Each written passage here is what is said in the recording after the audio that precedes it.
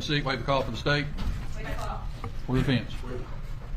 All right. Hope you enjoyed your lunch, ladies and gentlemen. We are still in the direct examination of Officer Burke. Go ahead. Okay, Officer Burke, I think where we were was I was asking you about your collection of the gun in this case. Yes, ma'am. Is the box up there? Yes. Okay, I'm going to ask you is to open this. Well, first, you recognize this box. Yes. And what is this box? This box is the standard firearm collection case that we use at Knoxville Police. This is the standard firearm collection box that we would use at the Knoxville Police Department to collect firearm evidence. Okay, and so is there any markings or notes on this box that indicates to you that you've done anything with this box? Yes, so I can see that I was the one that sealed this box. I checked it for any hits on warrants or stolen firearms. It was negative on that check. I can see that I collected it, date, the case number, victim, location, and exactly what is in this box. I can also see that I ran it for DNA and that I checked it for latent prints as well. Okay, and so we'll talk about DNA and latent prints here in just a second, but as far as you putting the gun in the box whenever you get it from Balsam Drive, did you put the date that you collected this?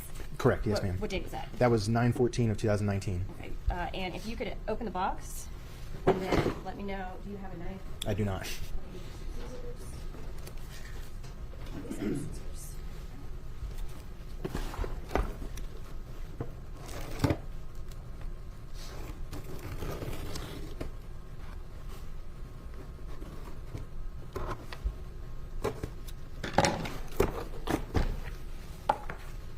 You could tell me, do you recognize the items in the box? Yes. Your Honor, if we could mark this collectively as the next exhibit. Mark the box and its contents is number 27.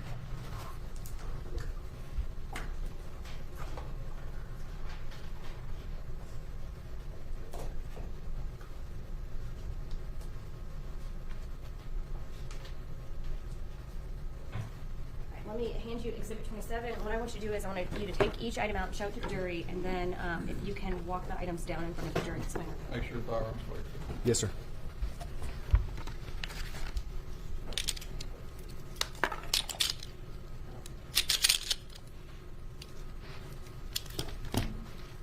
Firearms clear, sir. And if you want to set the things down on this table, that's fine too. You close enough to the jury that they should be able to hear you, so just speak as loud as you can. So this is the firearm as it was found on scene. This is a normal semi-automatic firearm made by Taurus, Millennium G2 P111. Very popular weapon. It was found under the bush outside. The magazine from the weapon, it has a little bit of tarnishing on it. That is due to the super glue fuming we do to try to get fingerprints off of it. When this, are you the one that actually picked it up from the bush? Yes, no one touched it before I did. Okay. And where was the magazine when you first encountered the weapon? The magazine was in the weapon. Okay. And are there rounds in the magazine? There were, yes, ma'am. How many rounds were in the magazine? The 4 live rounds still in the magazine. Okay. What else did you know about that particular weapon when you first came in contact with it? So it was, when I first came in contact with it, the weapon was in an operational, it was in battery is what we call it. The slide was forward, like I said, this gun is safe. The slide was forward and the magazine was in the weapon like this. I went to make the gun safe, removed the magazine so no live rounds go back in the chamber. I removed the magazine, I went to make the gun safe, and as I did, I noticed that there was a spent shell casing stuck inside the chamber. We call it a stovepipe. It was stuck inside the chamber. It was stuck in there, and so when I went to cycle, it wanted to fall through. I stopped and immediately took a photograph of it so that I could show that that was stuck in the chamber. Okay. And so you used the word stovepipe. Can you explain to the jury what you mean when you use the word stovepipe? So there's 2 different kind of, there's a failure to eject where the round fails to, the casing fails to leave the chamber. Everybody sees the semi-automatic handgun. When you fire a round, the slide cycles back and the spent casing gets a shot out the side. It's called ejection. When it doesn't do that, it's called a fail to eject. When the round gets caught in here, you can kind of see the casing sticking out. It's a pipe. They call it a stovepipe. It's kind of shooting out the side. And so when you encountered the weapon and picked it up off the ground and made it safe, that's when you noticed that there was a stovepipe, there was a casing. There was a failure to eject. There was a casing still locked in the chamber. Yes, ma'am. What other items do you have in that box? So the weapon, the magazine, I have the spent casing that was recovered from the chamber. I have the 4 live rounds from the magazine, and I have the DNA swabs that's collected off the weapon. Okay, if you could open the spent casing. Yeah, let me. Change process.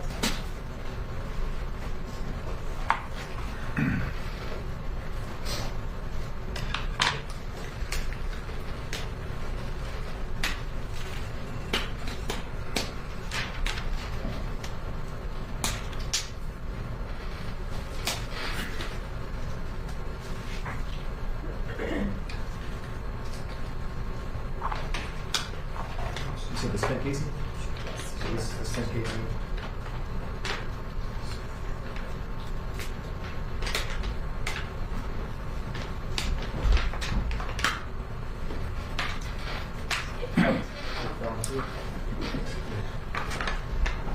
This is the Maybe hold that and walk down. so this is the spent casing. This is the spent casing that's other 9mm. It's 9mm, and this is the primer was struck. That is what caused the bullet to be fired, from the shell casing. So again, this is the one that was stuck in the weapon, is that correct? Yes, ma'am. There's two other triggers on the end. Oh, my fault, guys.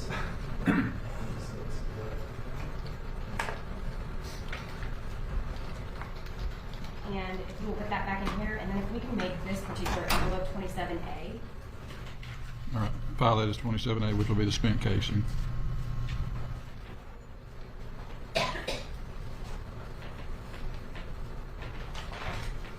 then you said that there were also rounds in the magazine, is that correct? Yes, ma'am. Are they in an envelope as well? They are, yes, ma'am.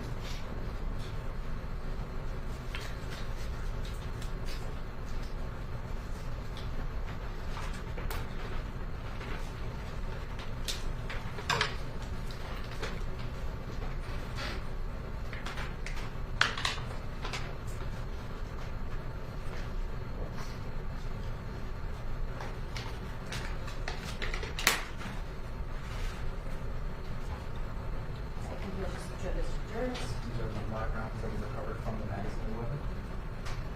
And there are 4 there, is that correct? Yes, ma'am. We can make this 27B.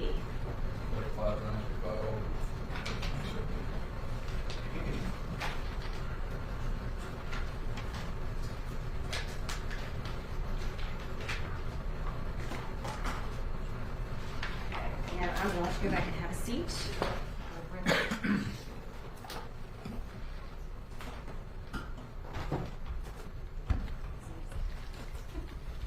Okay, you indicated there were 2 additional things that you did.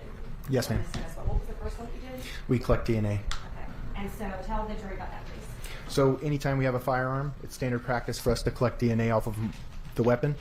If you look at the photograph that I had when I first put the firearm in the box, you can actually see the empty swab paper, the empty swab container, because before I ever touch it, just due to cross-contamination issues, I will swab first. So we get to that, we get photographed in, I put new gloves on, I swab the firearm, and then I move in to make the firearm safe. So on a firearm, we will swab 3 places. You had indicated something in this box. Where are you talking about? So if you look at the top, kind of right, there's a white piece of paper there. That's the empty sheath that a set of swabs comes in, a sterile set of swabs. And for the record, we're looking at Exhibit 26. Yes, ma'am. All right, go ahead. So we collect, it'd be easier if I show you, but we collect DNA from 3 different places on the firearm. One is the trigger. That's obvious. These semi-automatic weapons, as I'll show you, have a trigger with a safety integral to the trigger itself, and that is supposed to allow people who are not meaning to fire the gun to prevent them from firing the gun. But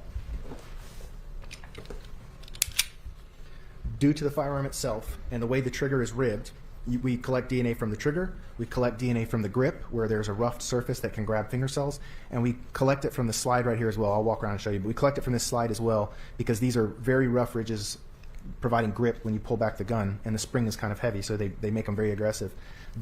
These areas collect the most DNA, so that's why we collect it from there. Should I show? Sure. Yeah.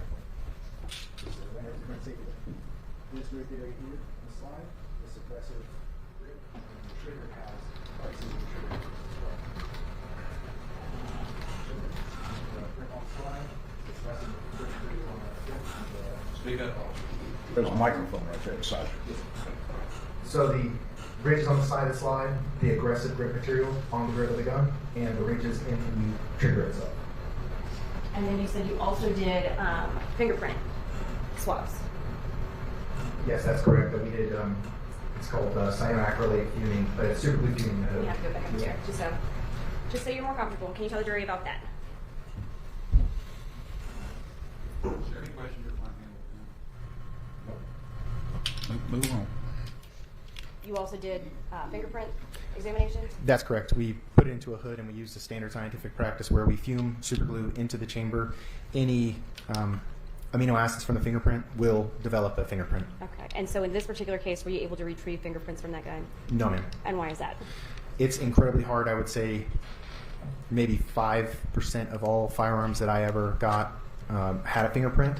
And I think maybe one semi-automatic with these rough texture, the polymer grip, and the way that these are designed, they're actually designed to spread oil so they don't look as bad and get dirty as fast. So any oils and amino acids that are on the surface of the gun go away very quickly. And, yeah. So you weren't able to retrieve any fingerprints in this case? No, ma'am. You will return those items to that box, and then you'll make that bucket safe.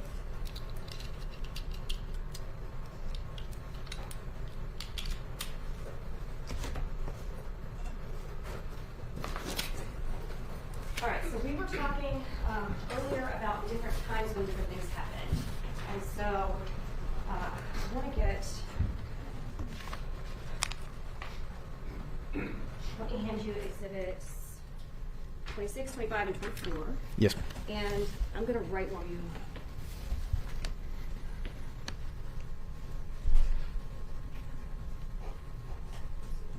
Okay, so what was the time that you told me that you initially arrived at the scene? I think you said 8:10. Is that correct? Correct.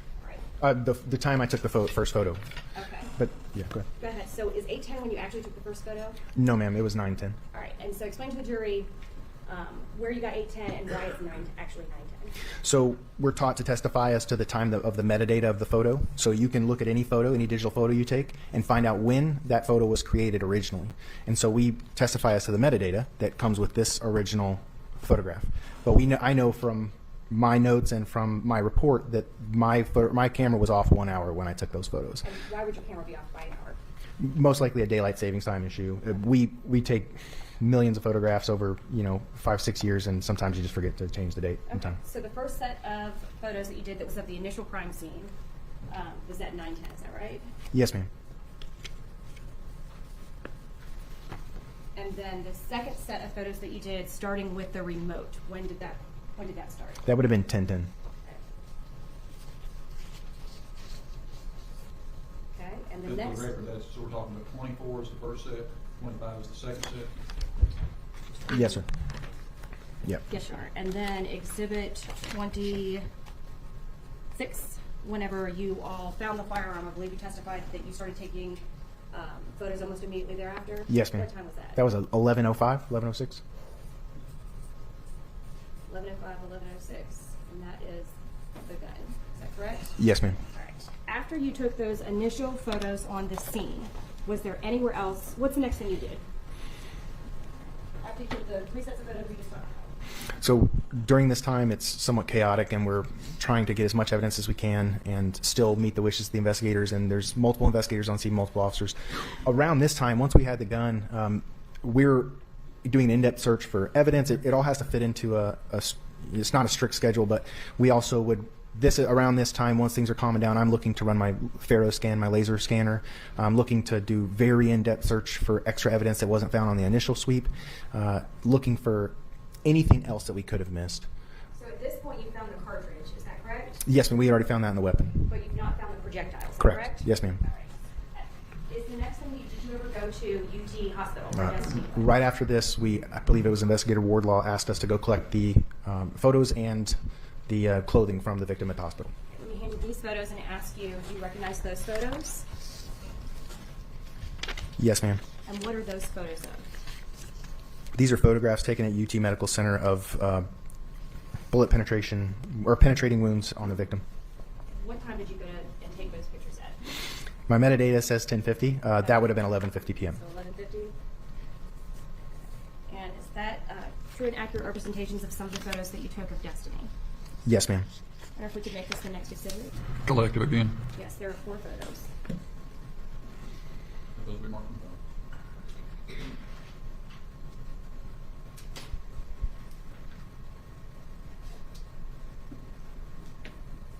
And I could have permission to publish exhibit 28 to the jury. Any objection? No, sir. You may pass those to the jury.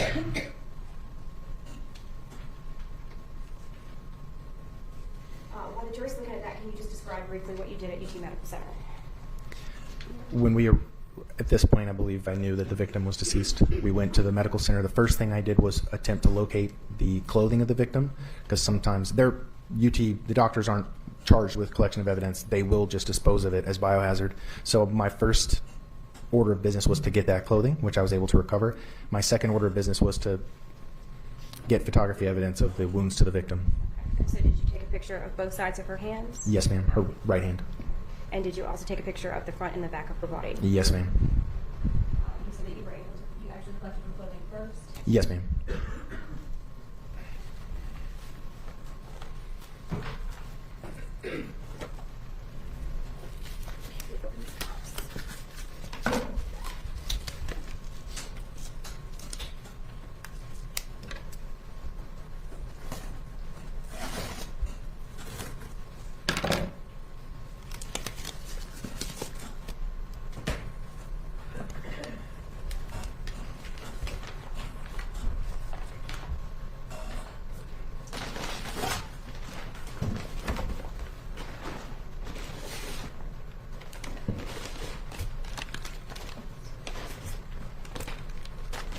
That's it.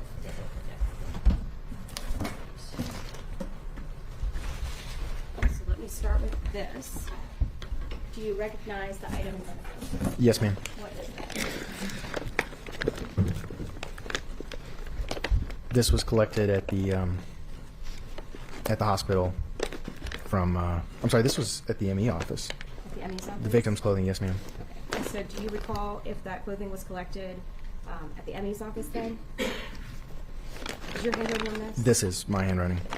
This is the address for the ME office. Okay. And so I think that you said that you thought you collected it at the hospital. Now that That's you're looking correct. at it, it's the ME's office? Yes, ma'am.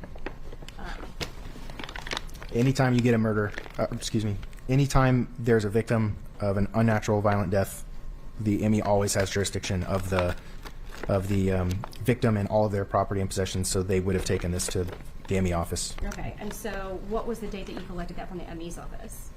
That was 9/26 of 19. You could open that?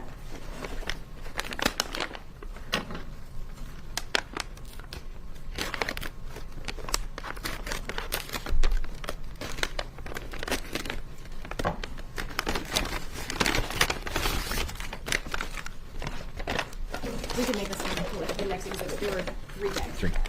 That bag or I'm gonna have this bag, I'm gonna put those 3 back in. okay. So that bag and its contents is collective 29. 29.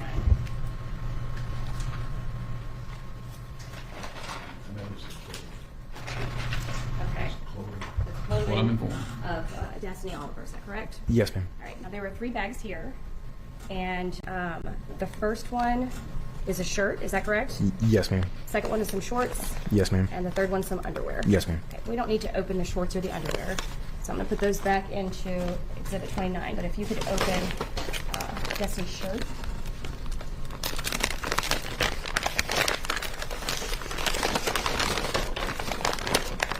And then I'm gonna have you do the same thing where you walk down the front of the jury so they can see that.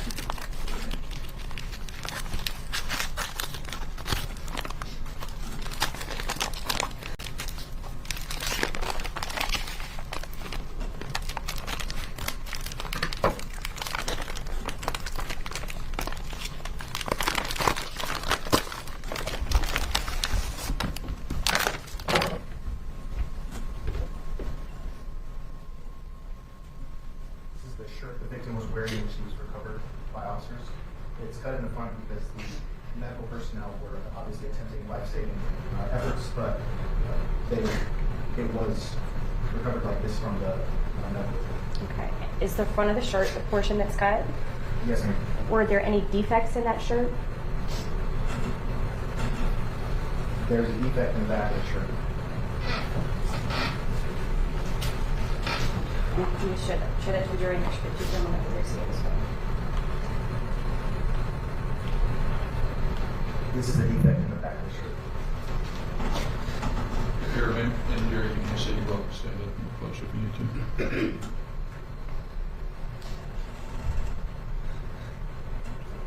For defect in the front as well, or is that cut with scissors? It was possibly cut with the scissors. I can't feel I located it from back in the last one. You could have put it as well.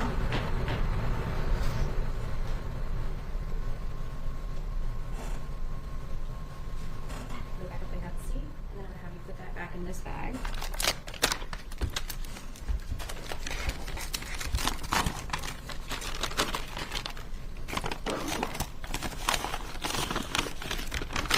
Make her shirt 29.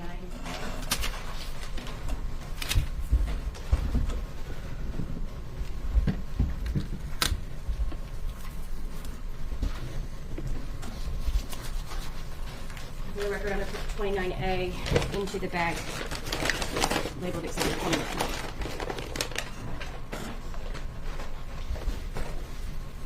So I want to go back to September 14th of 2019 when you all were taking photographs of the house. You indicated that you took photographs of the scene, then you took photographs of the remote control, and then you also took photographs of the gun where it lay. Did you also collect those items such as the remote control? Yes, ma'am, I did.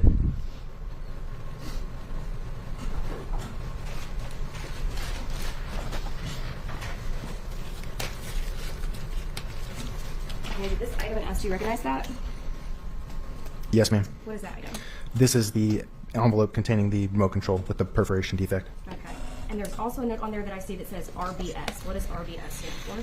That's shorthand that we use internally to refer to a reddish brown substance. Okay. Could that be blood? It could be blood. Typically is. It typically is. All right. And this is, what is the item in this bag? This is the LG remote. And is that the remote that we've seen in the pictures that's on the sofa? Yes, ma'am. If we could make this the next exhibit? That'll be marked and filed as 30. And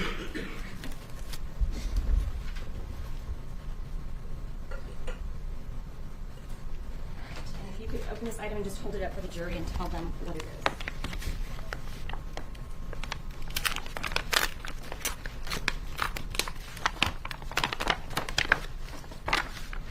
This is the remote control with the bullet penetration defect in it and the reddish brown stain. And the bullet defect is where? The entrance defect is here,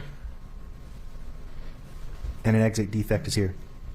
So on the front of the remote and then in the back of the remote, is that correct? Correct.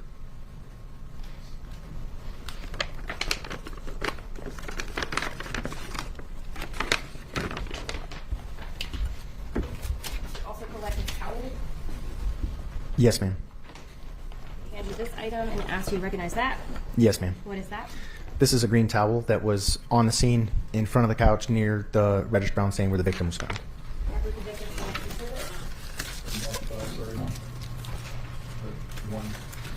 30, and if you could open Exhibit 31 and publish that to the jury, please. 31. 31. Please.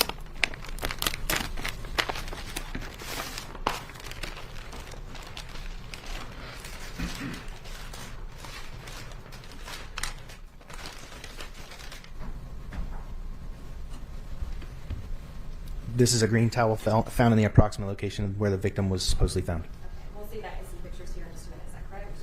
Correct. Are there any reddish brown stains on that towel? Yes. Put that back in there.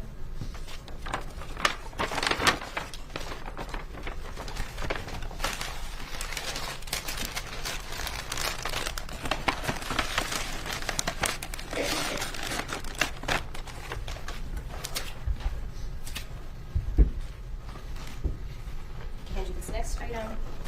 I asked you to recognize that. I do.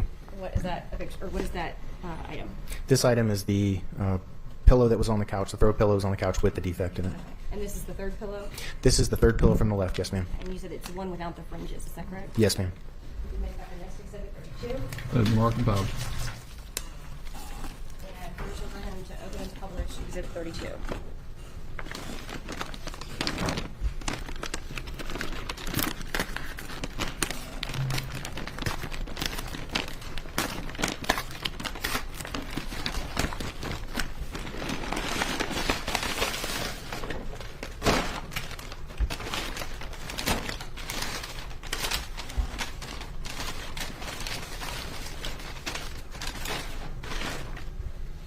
This is the pillow with the bullet defect found, third from the left, without frills, the one that was sitting up. I'm sorry to make you keep coming up and down, but if you could you orient that the way that it would have been sitting on the couch?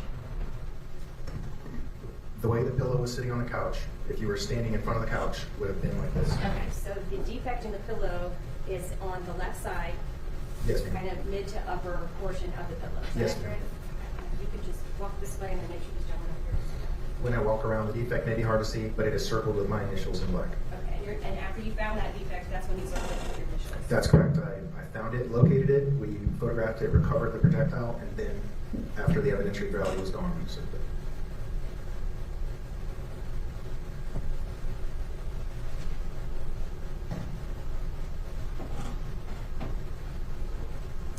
You will put that back in how it was packaged.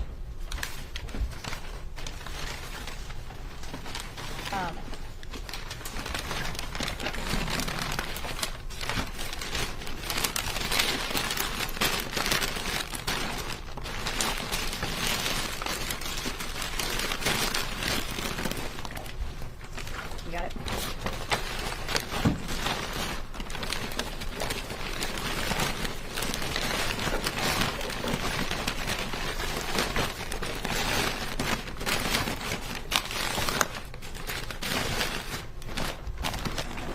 And let me hand you this final item and ask you to recognize that. Yes, ma'am, I do. What is that? This is the recovered projectile that came out of that pillow. Came out of the pillow? The pillow that we just looked at, yes, ma'am. Okay, and so just so that it's clear to the jury, that projectile went into that pillow, correct? That's correct, through that It did not defect. come out of the pillow, it stayed in the pillow. Correct. Okay, and so if you could open that and show the jury, we could make this exhibit 33.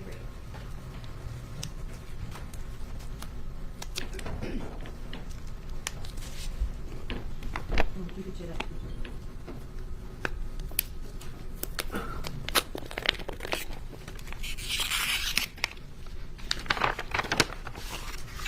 Because of the nature of the evidence, it was also placed into a smaller container, also sealed.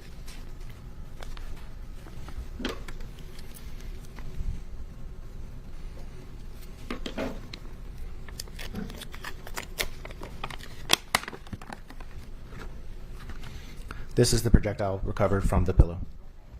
I think this is the last time I'd ask you to do that.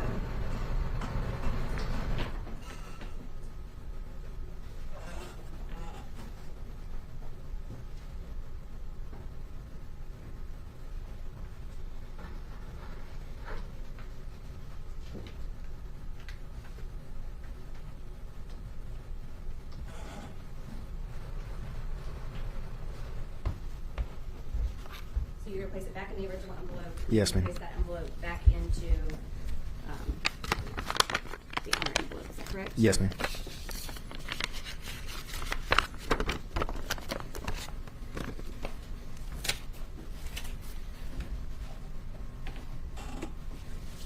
All right, so now that we've talked about some of those items, I want to talk a little bit more about some more of the photography you did that day. Yes, ma'am. Let me show you this next group of pictures and ask you to recognize them.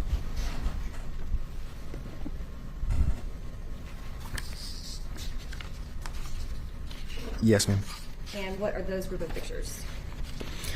More evidence that was found at the scene. The remote control and a broken fingernail that I recovered. And what time did you take this set of pictures? The real time would have been 1:15 a.m.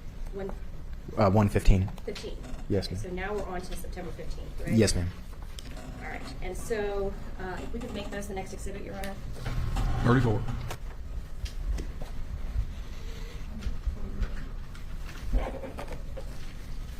Broken fingernail. So, two. Five.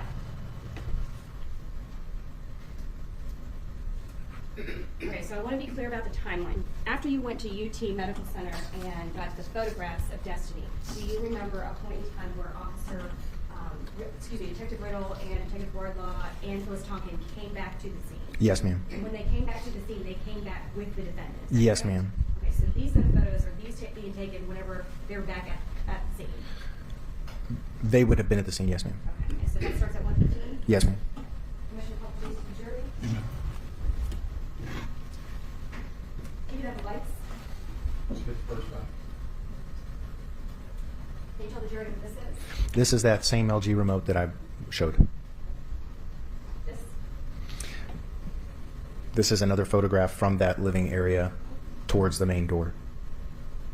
This is so I was establishing the location of this artifact. This is the bathroom, and that to the left would be that leather couch in that front den area. This is the bathroom on the left-hand side, entranceway, and we're looking at the pillar that you would walk through. Okay, and so what is the next picture of? This is the small piece of broken fingernail, purple in color. Okay.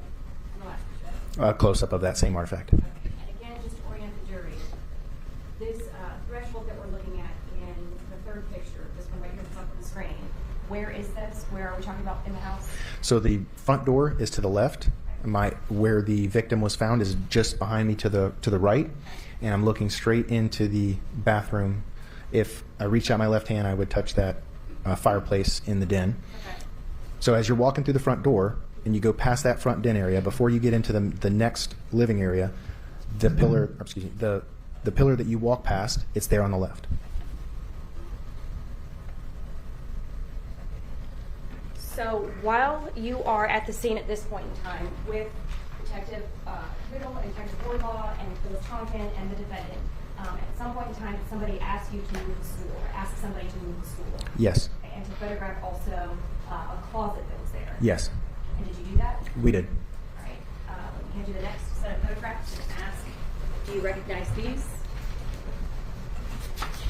Yes, I do. What are those photographs of? These are photographs that were taken of the closet in what I would consider to be the master bedroom. Okay. And was that at the direction of Detective Riddle? Yes, ma'am. And how many photographs are in that one? Is it 11?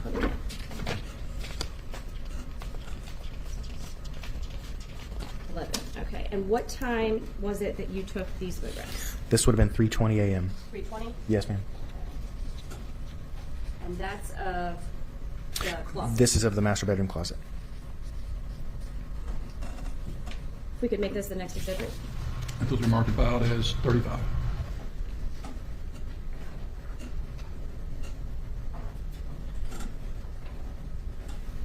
And permission to publish these to the jury. You will tell the jury what we're looking at in these next set of photographs. This is the closet, so the stool has already been moved into place. We did a walkthrough with Miss Howington, and while we were doing that walkthrough, the stool was moved into this location, and I started photographing after the video walkthrough. So this is that closet with the stool in place. And so, just so that we're clear,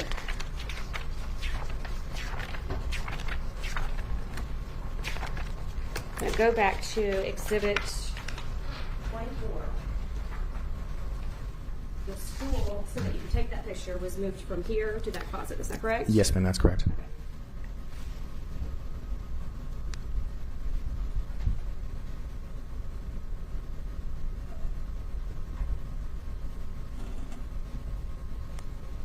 All right. So to get the stool there, where would you have had to walk?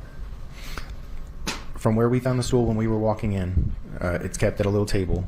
You would take it from the far end of the living room closest to the kitchen, and you would walk it through the living room, around a corner, and into the master bedroom. Let me show you Exhibit 24. You'd say through this whole entire room?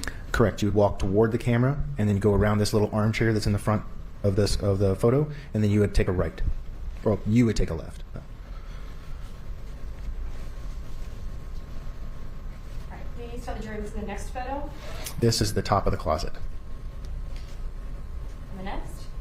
This is a 90-degree on view of the closet with the stool in front of it, bottom. And this is the same view of the top with the black bag. This is the closet door. There was no handle on the inside. Another view of the broken handle on the closet door. There was no frame damage to the closet door. I think I was just trying to take a photo of the black bag in relationship to the doorway. Another view of the chipped paint around the door frame. And what about what is happening in this particular photograph?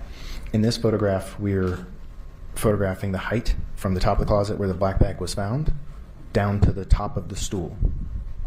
And what is the distance from where the bag was to the stool?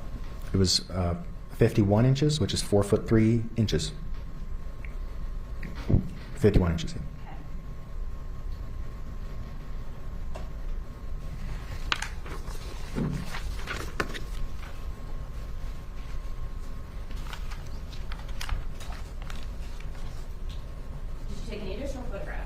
I did. What is the next thing that you photographed? We went to the neighbor's house. I guess the young son Gavin was familiar with the neighbor, so he was in with investigator Tonkin. They were over at the neighbor's house, and the young boy had fallen asleep. Okay, you talking about Gavin? Yes, ma'am. And did you take some pictures of Gavin as well? We did. Let me hand you these 5 photographs and ask you to recognize them. I do. What are these 5 photographs of? Of Gavin on the couch and of measurements we took. We could make those the next exhibit. And what time did you go do that? That was about 4 a.m.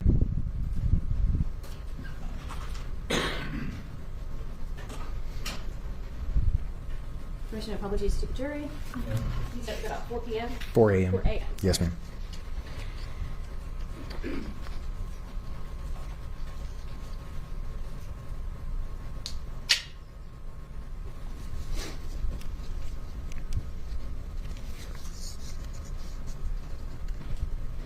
Can you describe to the jury what's in this first picture? This is Gavin when I entered the residence, this was Gavin on the neighbor's couch. This picture?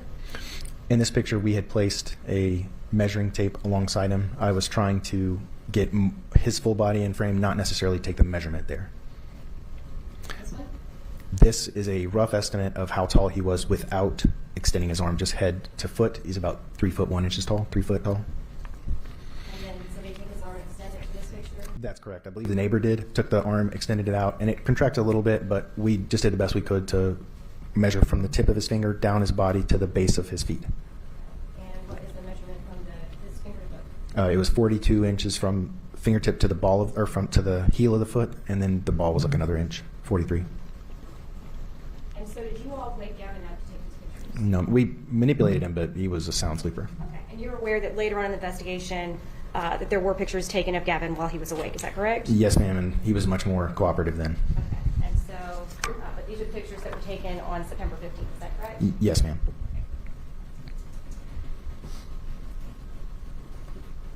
Were you also charged with collecting Gavin's clothing and the defendant's clothing? Yes, ma'am. Let me hand you this and ask what is in this bag. This is Gavin's clothing. Okay. And when was that collected? That was collected on 9:15 in the morning. It was right after these photos were taken. Okay, so you took photos of Gavin and also his clothing, is that correct? Yes, ma'am.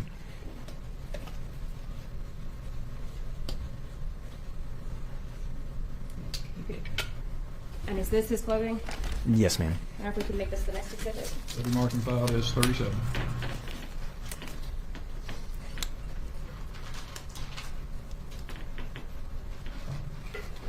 And if you could open exhibit 37 and show that to the jury.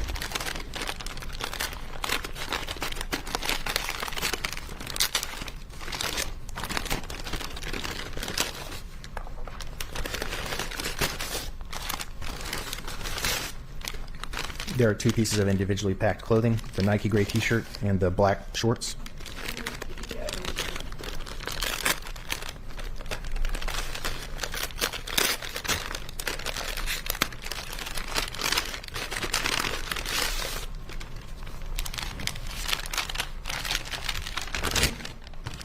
This is the shirt the victim was wearing when we photographed him and changed his clothes. And you said the victim, you mean Gavin? I apologize. Yes, this was the clothes that Gavin was wearing when we talked to him, or when we were photographing about 4 a.m. Okay, and so are you aware if this shirt was sent to be tested for a gunshot residue? It was. These are gunshot residue tests. Okay, and those kits are in that same exhibit that you just did, is that correct? Correct. All right. If you could place the shirt back into this bag, or if you could make this bag with just this shirt in it, exhibit 37A. The shirt be filed as 37.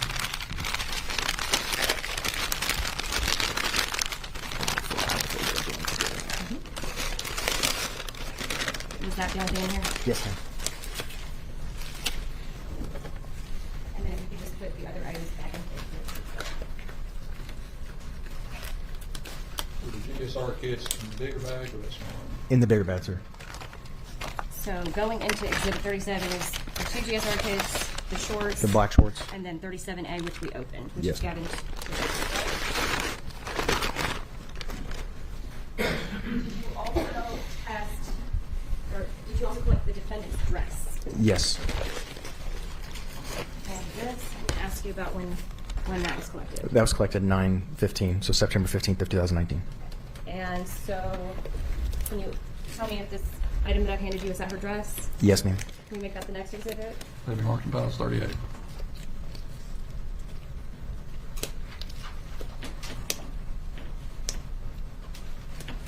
If you could open that, and if you can have permission to publish that to the jury.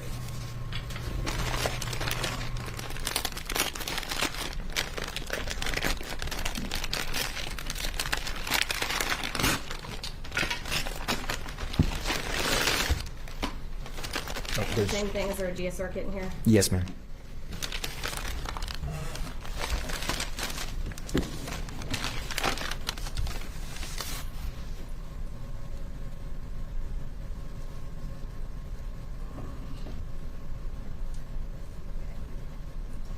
Place that back in. Envelope.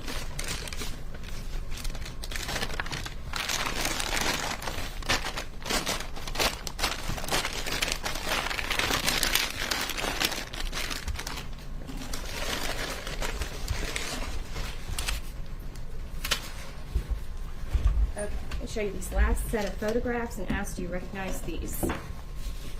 Yes, ma'am. And what are those photographs of? These are photographs of the pillow with the bullet defect in it. And there are 10 photographs there. Yes, ma'am. If we could make that collectively the next exhibit. That'd be marked in files 39.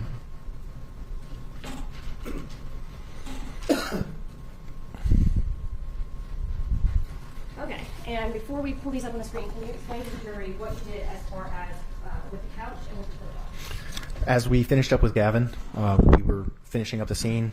I was speaking with Investigator Wardlaw, was on scene at the time. We were talking about a final sweep of the crime scene, just making sure that we had every bit of evidence we would want. Investigator Wardlaw expressed that the investigative team wanted to take the entire couch. We knew that's where she was found. We had not found a projectile or a defect at this time, so we wanted to take the entire couch. We took the couch as evidence, put it in a box truck, immediately transported it to our evidence facility at the crime scene investigation unit. We have a big garage. Put it in the garage. I photographed the clothing and put it in a drying machine, and then we sealed the garage up as a evidence unit. We came back later that day due to hours. We came back, I think it was 2:30 or 3 p.m. to process the actual couch. And while we were processing the couch, we found the defect. Okay, and so let me show you the photos that we just introduced as the last exhibit.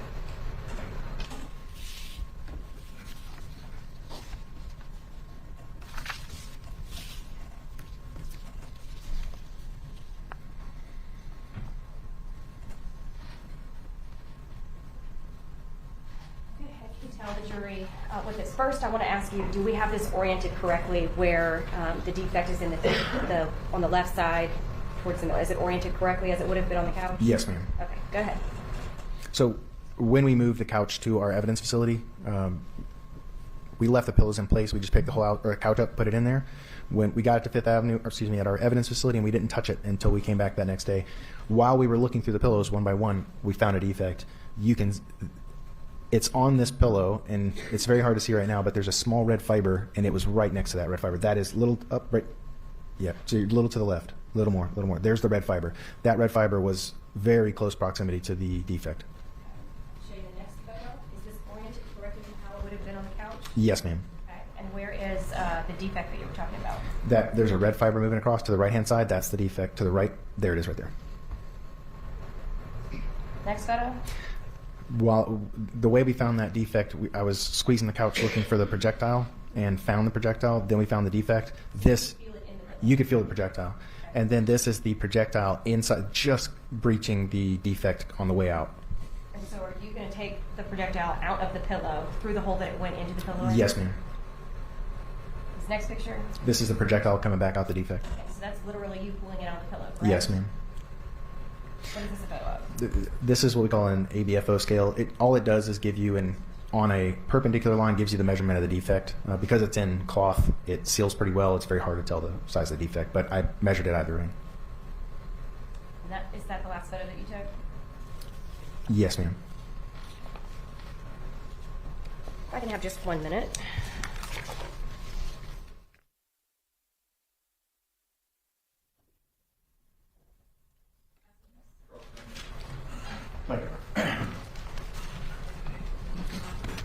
Good afternoon. Good afternoon, sir. You doing okay up there? Doing all right, yes, sir. Good.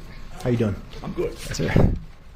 Thanks for asking. I just want to clear up a little confusion on that first part of timing and camera and Yes, sir. clock. So your camera was 1 hour back. Yes, sir. Okay. And you thought that you picked up those clothes at UTMC, but it turned out it was a medical examiner's office. Yes, sir. Did you do anything at UTMC, if you know? Other than take the photos, that's it. Okay.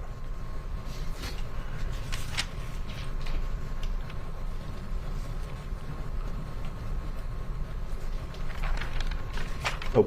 Could you slow that back over on my side, You need the screen. please? You've identified this photograph, right? Yes, sir. That's in the collective 35. So we've got this photograph with that bag hanging way down off the shelf. And then I think the one.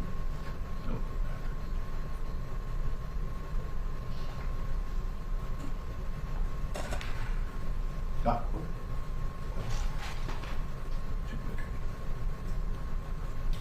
This one. Is that the same bag? It is the same bag, yes, sir. Do you know how that different orientation came about? When we first got on scene, the bag wasn't in there. The bag was hanging off a door handle. And as they're doing the walkthrough, the defendant grabbed the bag and put it up there to show approximately where it would have been. While they were talking, this is after the walkthrough we did. They asked us to measure to the bottom, not necessarily to the bag, to the bottom of the actual shelf there, yes, sir, or to the top of the shelf, yes, sir. So we approximated about an inch above the shelf to the bottom of the bag. And up on the top of that shelf there's that bag and high-heeled shoes. Yes, sir. We moved that bag back just to get the measurement from a firm location, yes, sir. That bag was, when we went to go take that measurement, still hanging in the front.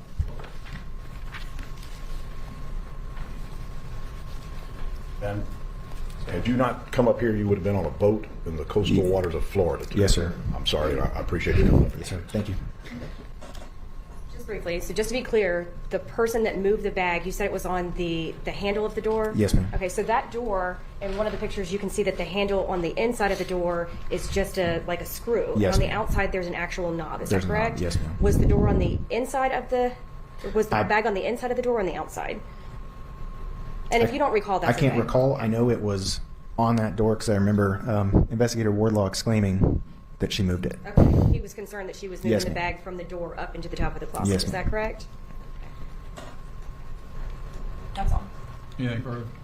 Did you say the bedroom door had just a screw on one side, or the closet? The closet door had, yes, sir. Was a photograph ever taken of the bag on the door? No, sir. Okay. All right, you may step down. Have a safe trip back to Florida. Call your next witness. Rudy McGowan.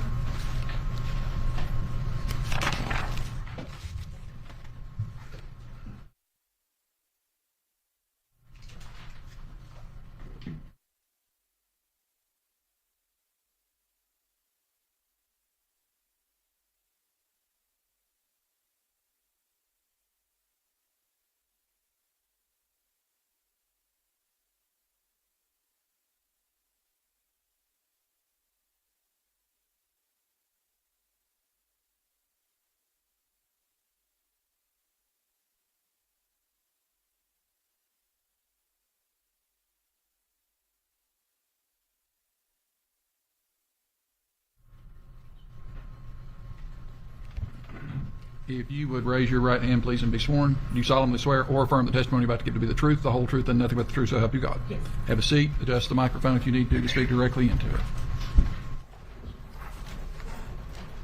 All right, could you please state your name and spell it for the court reporter, please? Yes, Rudy McGowan. Rudy, R-U-D-I-E, McGowan, M-C-G-O-W-E-N. And Ms. McGowan, where do you work? I'm at the Tennessee Bureau of Investigation, the Nashville headquarters. And what do you do at the TBI? Currently, I'm a human resource officer, and I'm in the Human Resources Division. How long have you been in human resources? This is my 4th year coming up. And prior to, I guess about 2020, when you went into human resources, did you work for TBI at that point as well? Yes, I did. And what did you do then? Before 2020? Yes. Yes, I was a forensic technician in the Nashville Crime Lab. Okay, and can you just tell the jury a little bit about what it means to be a forensic technician? Yes, to be a forensic technician, it means that you receive evidence from the law enforcement agencies in Tennessee. And the Nashville office, does it receive evidence from just Nashville or all agencies outside of Nashville as well? The agencies outside of Nashville as well. Okay. And is that because only certain testing is done in Nashville as opposed to all over the state? That is correct. And can you tell the jury a little bit about how it is that the Nashville office will receive evidence from outside agencies? When the evidence is received, we take evidence by hand and as well as in the mail. And particularly, I want to talk about, were you working in this capacity in October of 2019? Yes, I was. And did you receive several pieces of evidence in this particular case? I did. And do you recall how it was that you received them? Yes, I received these pieces of evidence through the mail via FedEx. Is there any question on chain of custody? I'm not contesting chain of custody. Okay.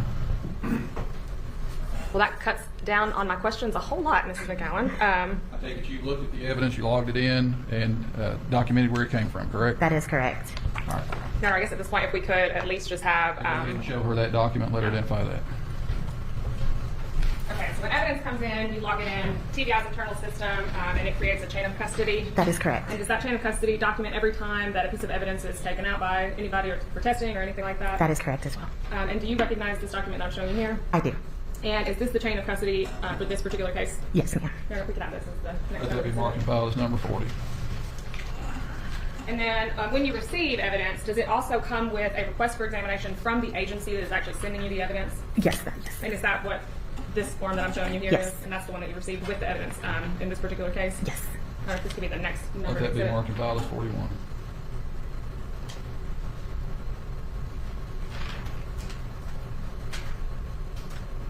And just so we're clear, Ms. McGowan, when you received this evidence, you said that you received it via a FedEx package. Yes, that is correct. Did it show any signs of tampering or damage or anything like that when Not you at received all. it? Okay. And then once you received it, did you then put it in TBI's secured vault? Yes. And at that point in time, is the only people who have access to that, is that going to be the agents that work for your agency? Almost. The people that have access to the vault, it's very limited. It's only the TBI director, the assistant director of the laboratory himself, the laboratory manager, my forensic technician supervisor, and the six forensic technicians that I worked with. And then this particular case, once all the testing that was needed to be done was completed, did the TBI then send the evidence back to the Knoxville Police Department? Yes, I did. That's all I got, Your Honor. Thank you. All right, thank you. Any questions? No, thank you for coming. Have a safe trip back to Nashville. Thank you. Call your next witness.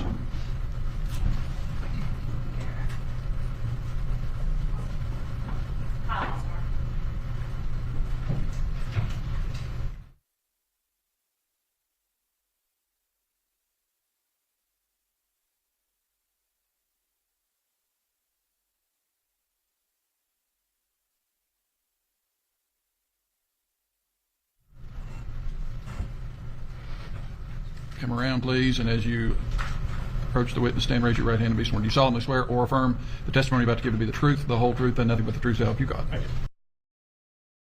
you. Please. Afternoon. If you would please state your name and spell it for our court reporter, please. Kyle Osborne, Kyleosborne. And where are you currently employed? I am currently employed at the U.S. Army Crime Lab. And how long have you been with the U.S. Army Crime Lab? About 2.5 years. Prior to, about 2022, where did you work at that point? Before that, I was employed at the Tennessee Bureau of Investigation's Nashville Crime Laboratory. And how long did you work for TBI? I worked for the TBI for 7 years. And were you working there back in late 2019? I was. Early 2020, late 2019? I was. And what was your specific job title at that point in time? I was a special agent forensic scientist assigned to the microanalysis unit. Okay.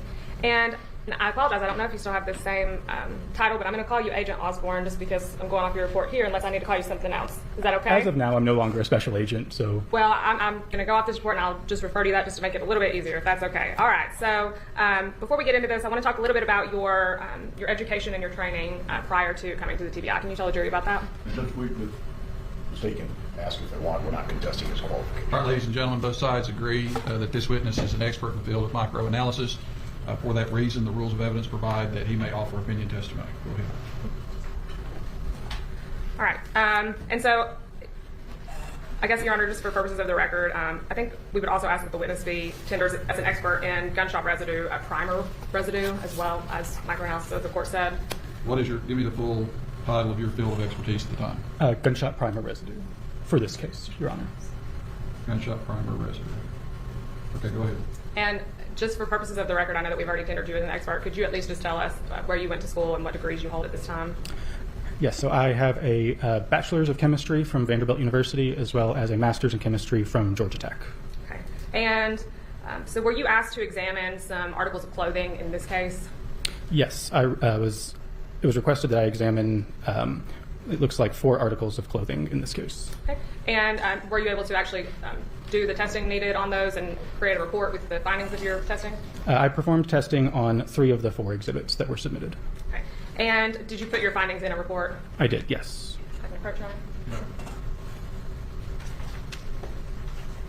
All right. Do you recognize what I'm showing you here?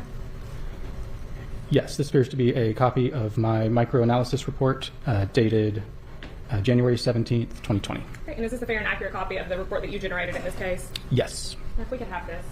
Mark it, file it as Exhibit 42.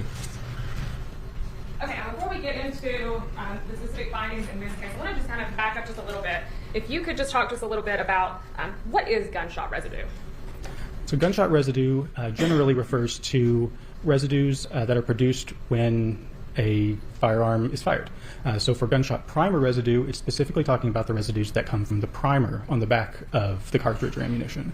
So when the trigger is pulled, the first thing that's going to happen is your firing pin or your hammer is going to strike the primer on the back of your cartridge, and that's going to initiate a chemical reaction. It's going to create a very intense flame that's going to then start burning your gunpowder, and that's how you get the reaction that's going to eventually propel your bullet out the barrel.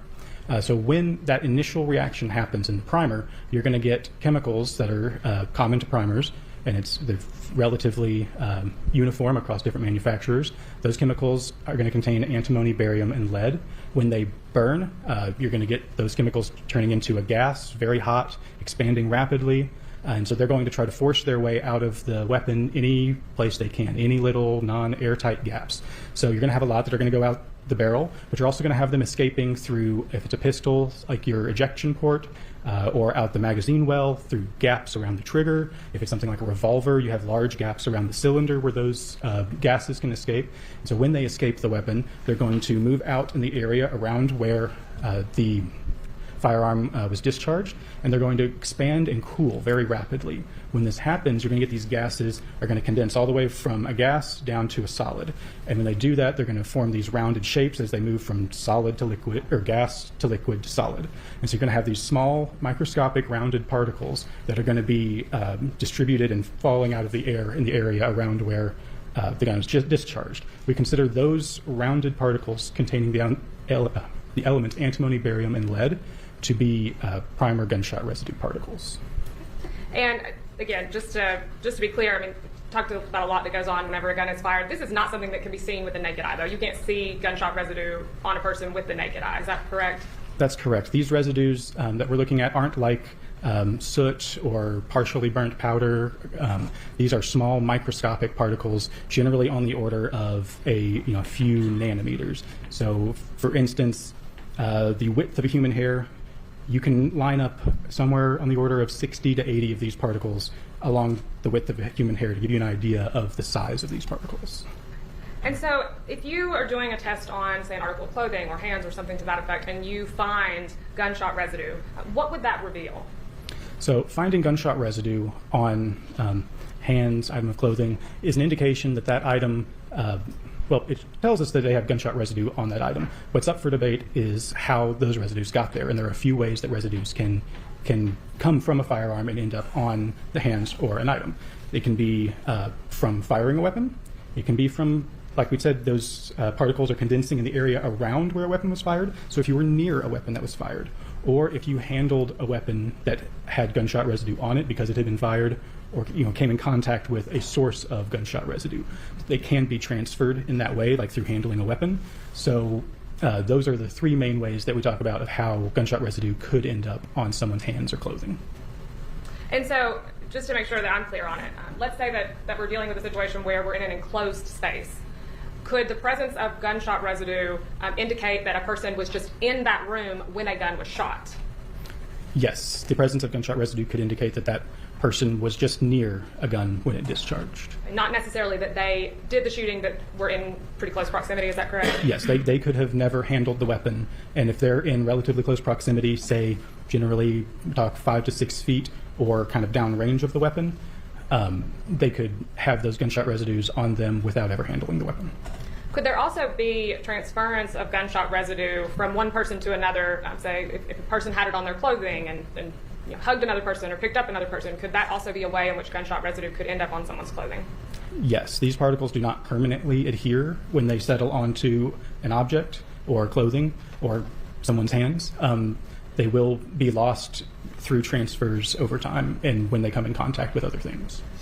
And so, does the presence of gunshot residue, is there any way for you to determine the distance in which a gun was fired or from a victim or anything like that? Does gunshot residue tell us anything like that? No, primer gunshot residue does not give an indication of distance of firing or type of weapon used. So I want to just talk a little bit about the specific testing procedure that you used in this case, okay? Could you just kind of walk the jury through what it is that you do when you get an article of clothing or you get samples from a hand or something like that to test? When I get an article of clothing for testing, the first thing I'll do is, after pulling the evidence, is clean my workspace thoroughly, put out fresh paper, and open that evidence to collect the potential residues from the clothing.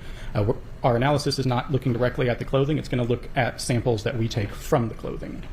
So once I have the clothing out and have it documented, we use small aluminum stubs. So it's an aluminum disc that's about the size of, say, a dime with an adhesive tab on it. So I can take that stub, and if it were, say, my suit jacket, I would tab along the front of the garment, essentially covering the entire front of the garment with those little presses.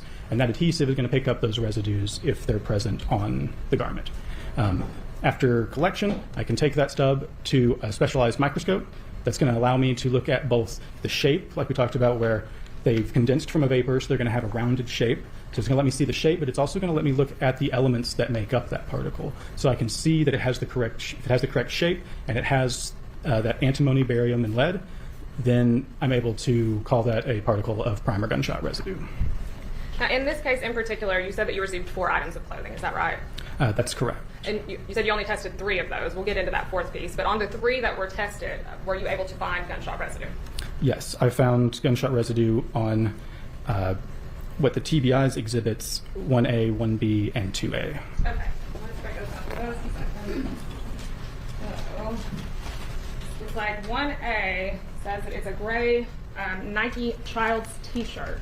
Do you recognize this bag at all? Yes, if you flip it around. So it's got the lab assigned case number for this case.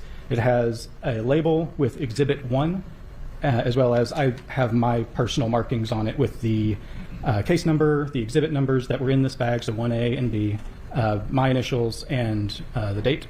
And then these seals here are evidence tape with my initials across them. Okay, so this is, we're looking at what's on your report as Exhibit A and I think B too, because this contains the shorts as well. Yes, right? This is 1A and 1B. And then we're looking at what's already been admitted as Exhibit 37. I just want to make sure there's also what looks like some GSR testing kits in here. Do you recognize these? Yes, so these would have been the stubs that I tested as part of my, that I collected with and then examined under the microscope. This one, labeled with the case number, and Exhibit 1A and B would be the stubs that I collected from the articles of clothing. And then this other would be the negative controls that I created and tested as part of this case. As part of our testing process, we take a stub and don't let it come into contact with any of the evidence from this case. It goes through all of the processes that we would to examine sample stubs to ensure that we don't have any source of contamination within our laboratory or any of our testing processes. I also want to show you what has already been admitted as 38, exhibit number 38. And again, do you recognize the same sort of markings that you were talking about on exhibit 37? I do, yes. So it has all of the same markings that I discussed on the previous exhibit, and this is marked as the lab's Exhibit 2.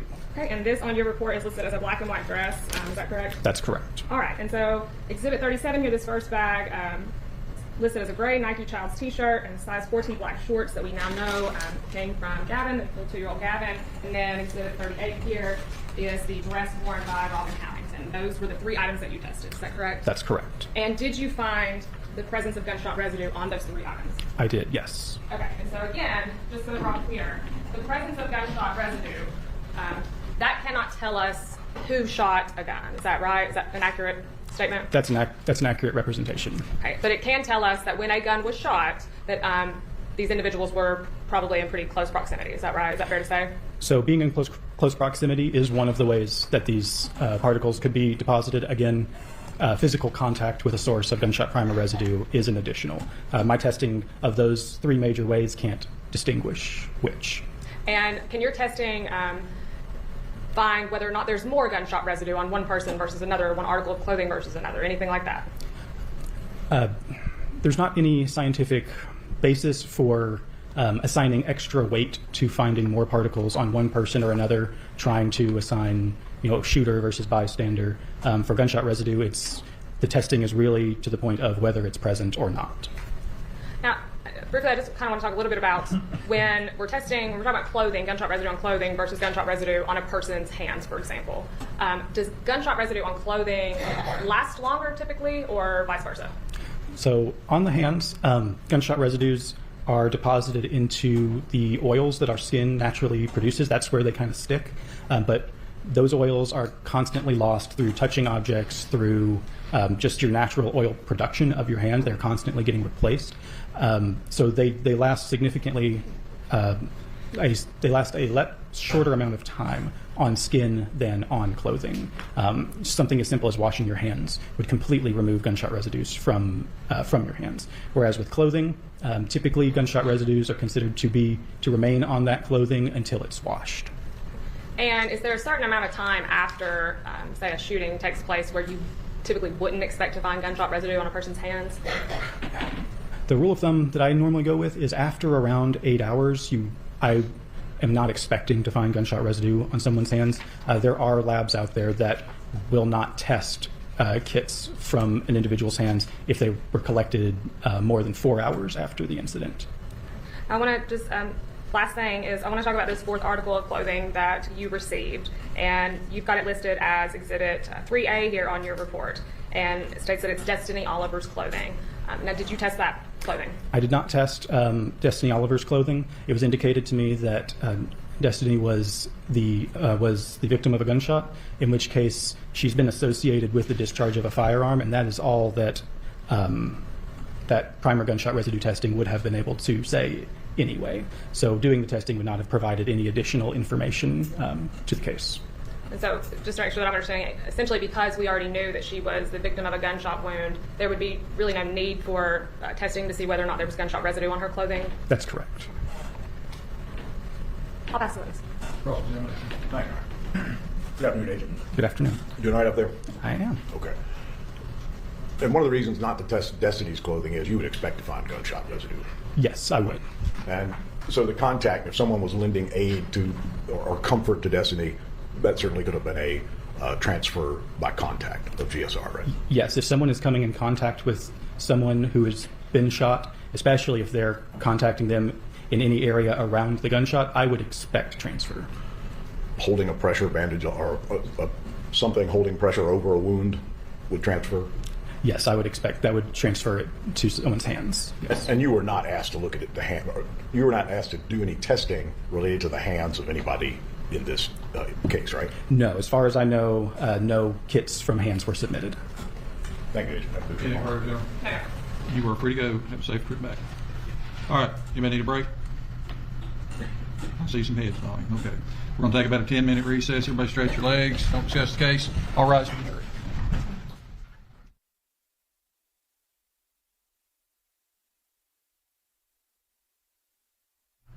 You ready, Mr. Whalen? Yes, Your Honor.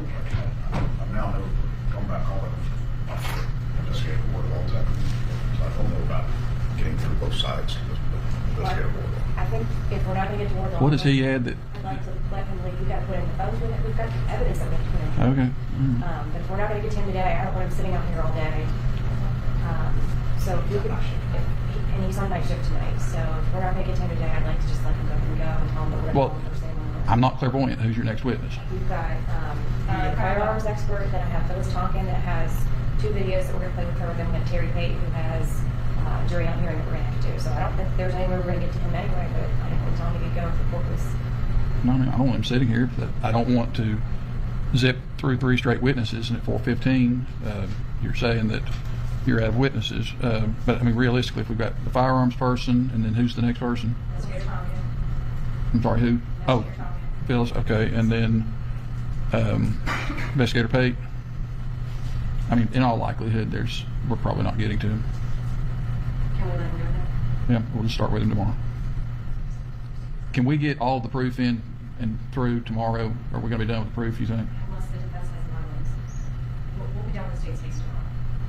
All right. I don't think You think we'll get the suppression hearing tomorrow afternoon with that Bob John? Should we do? That is the one ray of sunshine I have that we're still going to be trying this case. Is I won't be entertained by Mr. Jolly tomorrow afternoon. My life's been up here for the last 3 months. Okay. We can do that much. I'll be able to do it half a day. You can do it at lunchtime. I'm not. All right, get the jury lined up.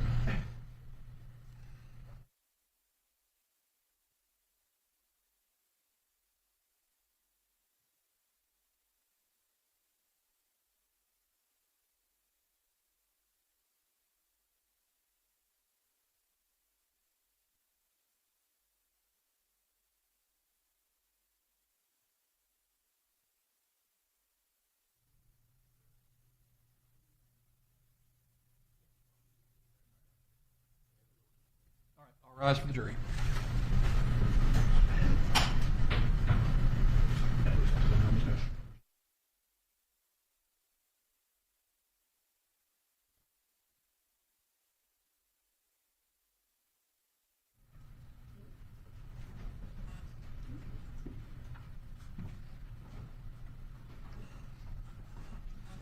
All right, everyone may have a seat. Waive the call for the state or the defense.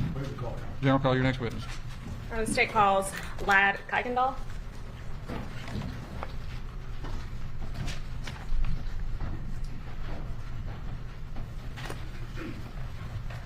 If you would come around and before you take the witness stand, please raise your right hand and be sworn. Do you solemnly swear or affirm the testimony about to give to be the truth, the whole truth, and nothing but the truth, so help you God? I do. Have a seat, please. If you need to adjust the microphone, do so.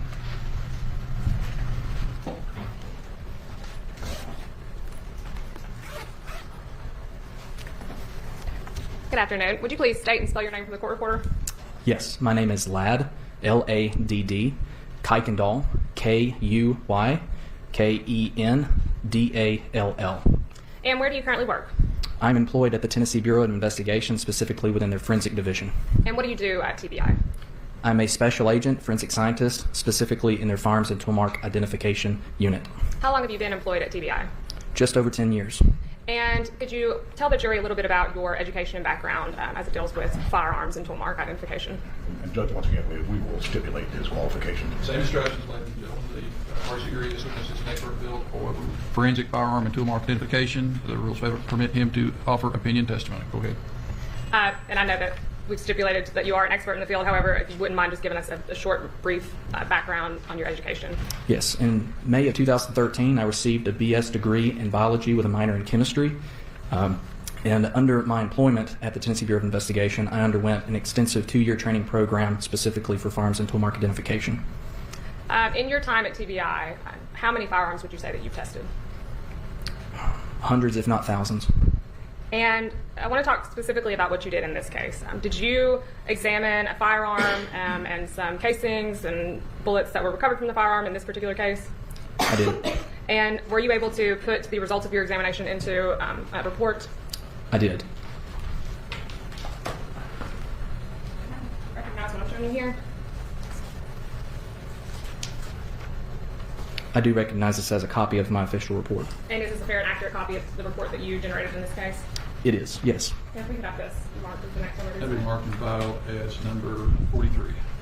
Okay, so before we get into the specific results of your testing in this particular case, can you just describe for the jury, when you receive a firearm for testing, as you did in this particular case, what is it exactly that you're doing with the gun, with the firearm? What are you looking for, I guess? Yes. So in general, in the Firearms and Tool Mark Identification Unit, what we're trying to do is find if a fired ammunition component, such as bullets or cartridge cases, were fired from a particular firearm. When I receive a firearm as evidence, I'm going to make sure that it is first unloaded and safe to handle, and I'm going to make sure that it is in normal operating condition with any safety features functioning. And so when you say that you're looking for similarities, things like that, when a gun is fired, does it leave any sort of markings or anything like that on the casings and or the bullet? Yes, it does. And we do break this down into two sets of characteristics, if you will. The first would be class characteristics. This is the blueprint of the gun. The caliber, the shape of the firing pin, whether it's hemispherical or rectangular, the rifling pattern. This is the raised and depressed area within the barrel that's set at a certain twist, whether right hand or left hand, and that's what imparts a spin on the bullet, and that's what makes the bullet stable in flight.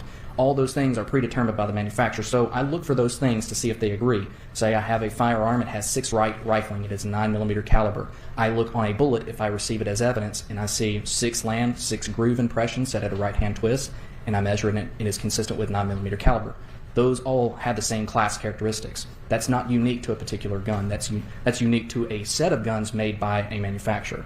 What I'm looking for after that, if all these class characteristics match, I'm looking for individual characteristics which are unique to that firearm. It's a mechanical fingerprint, if you will.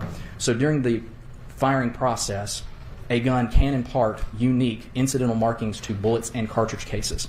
So that rifling I mentioned earlier, it cuts into the bullet, and it can leave what we call stria, which are just scratch marks. These are unique to that barrel.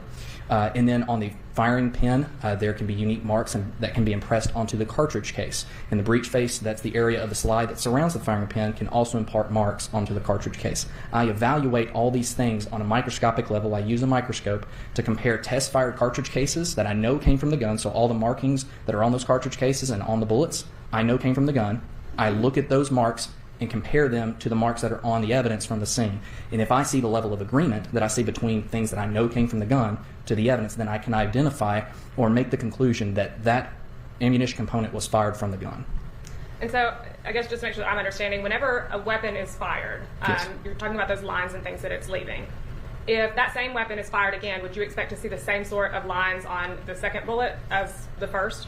Yes, there has to be a level of reproducibility in order to make an identification. And this is what we see. I generally test fire at least 4 bullets in at least 4 cartridge cases to see if these marks are reproducing one test fire from another.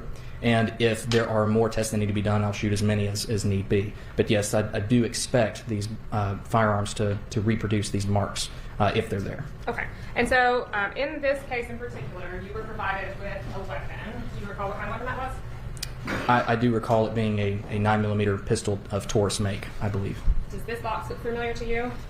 It's already been admitted as exhibit number 27. Do you recognize that box? I do recognize it, yes. Is this the box that you received in this case that contained the firearm that was found on the scene? It does appear to be. It has my laboratory markings in my handwriting, my initials, and the exhibit numbers on it. Okay. So when you first get a weapon, I believe you testified a little while ago that you will check it to make sure that everything's functioning properly. Is that correct?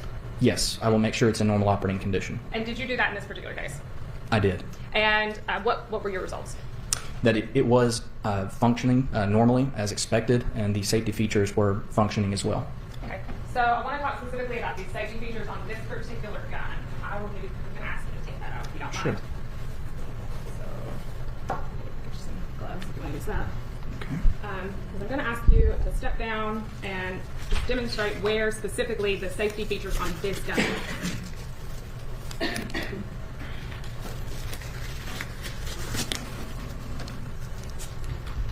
Would you also like me to explain the cycle of fire of this as well? Yeah, that'd be helpful.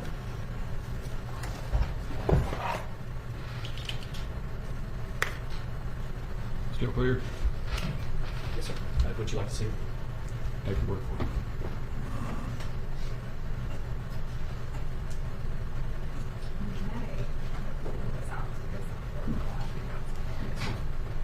And just to be clear, I also see the laboratory markings, exhibit number, and my initials that I etched onto the gun magazine.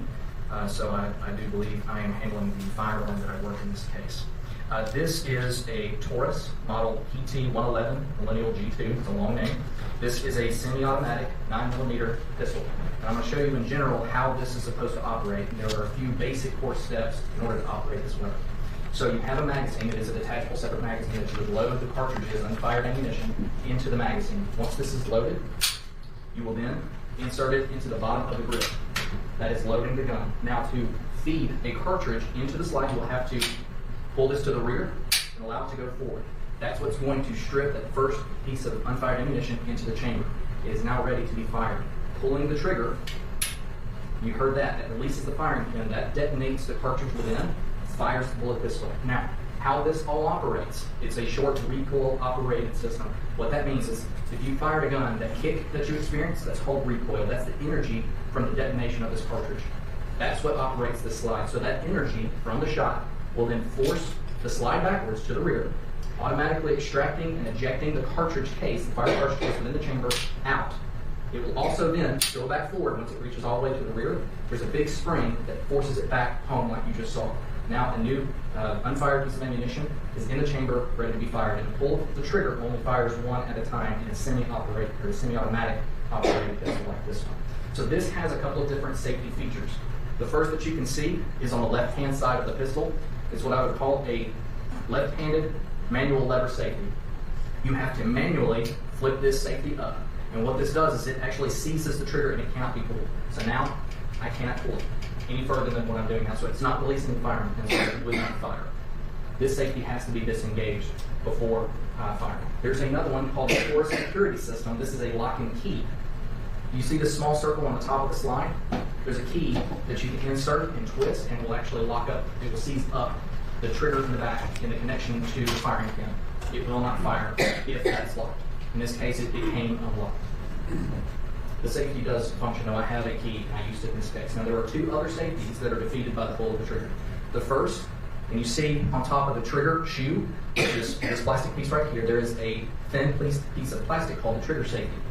This prevents the trigger from being pulled if it's not pressed. So if something accidentally gets within the trigger guard, it hits the side of the trigger can't be pulled unless you depress that very thin piece of plastic in the middle. Once you do that, now it can actually go into the trigger guard all the way. You can pull the trigger. The last safety that you will, you can't really see, but it's on the inside here. When you flip this around, maybe you'll be able to see it. Yeah, you can't see it enough. But it's on the underside of the slide. It's called a firing pin safety. This is what prevents the firing pin from coming forward and striking anything in the chamber. The only way that it's defeated is by pulling the trigger. How this is a safety, if it's dropped, the trigger goes backwards. It doesn't go backwards. The firing pin does not disengage from the sear. It doesn't detonate what's in the chamber. So it is a safety from that point of view, but it is defeated with a pull of the trigger. There is one more safety feature that does not keep the firearm from being fired, and it is a loaded chamber indicator. It is on the very top. So if something is within the chamber, it lifts up and you can see that little red line. It just lets you know that it's loaded. This does not keep the firearm from being fired. So those are all the safety features on this pistol. Thank you. You can return back there.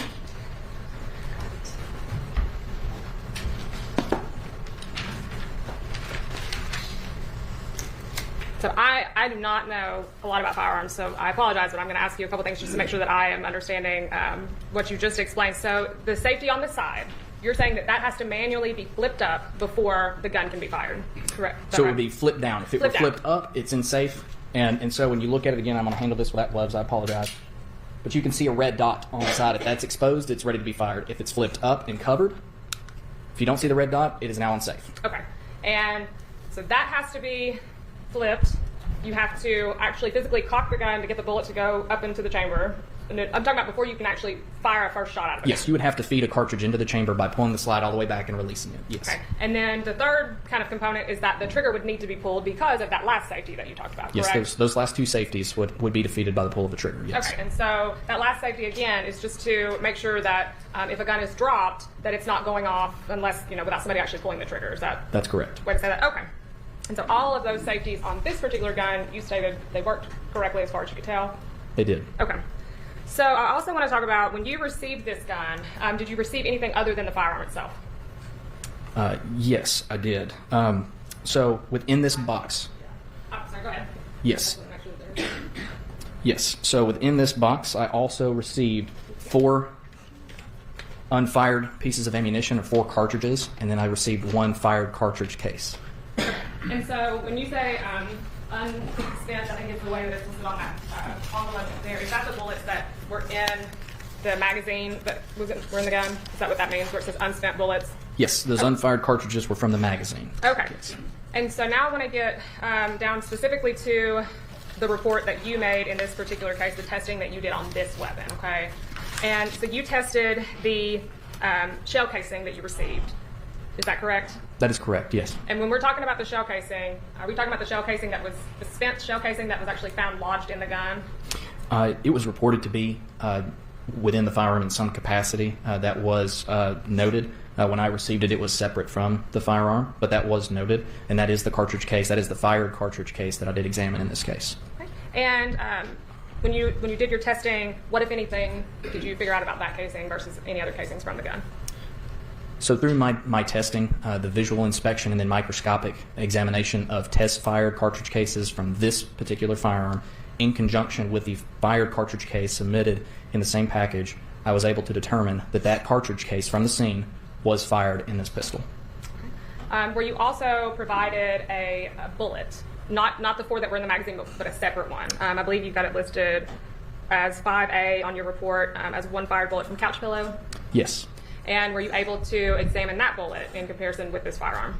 Yes, I was. I was able to determine that it shared the same class characteristics, meaning that it was the same general caliber. It had impressions of the same rifling pattern within the barrel, and it did have similar individual marks that looked very similar to test-fired bullets that I'd gotten from this gun. However, the surface of this bullet had changed just enough. It was slightly damaged. I was not able to make a definitive determination on whether or not it was fired from this particular gun. And when you say that the bullet was damaged, could that be caused by entering, exiting a body, or hitting a hard surface, anything like that? If it makes impact with anything semi-solid, solid, it can absolutely have an effect on the bullet and its condition. What about a remote control?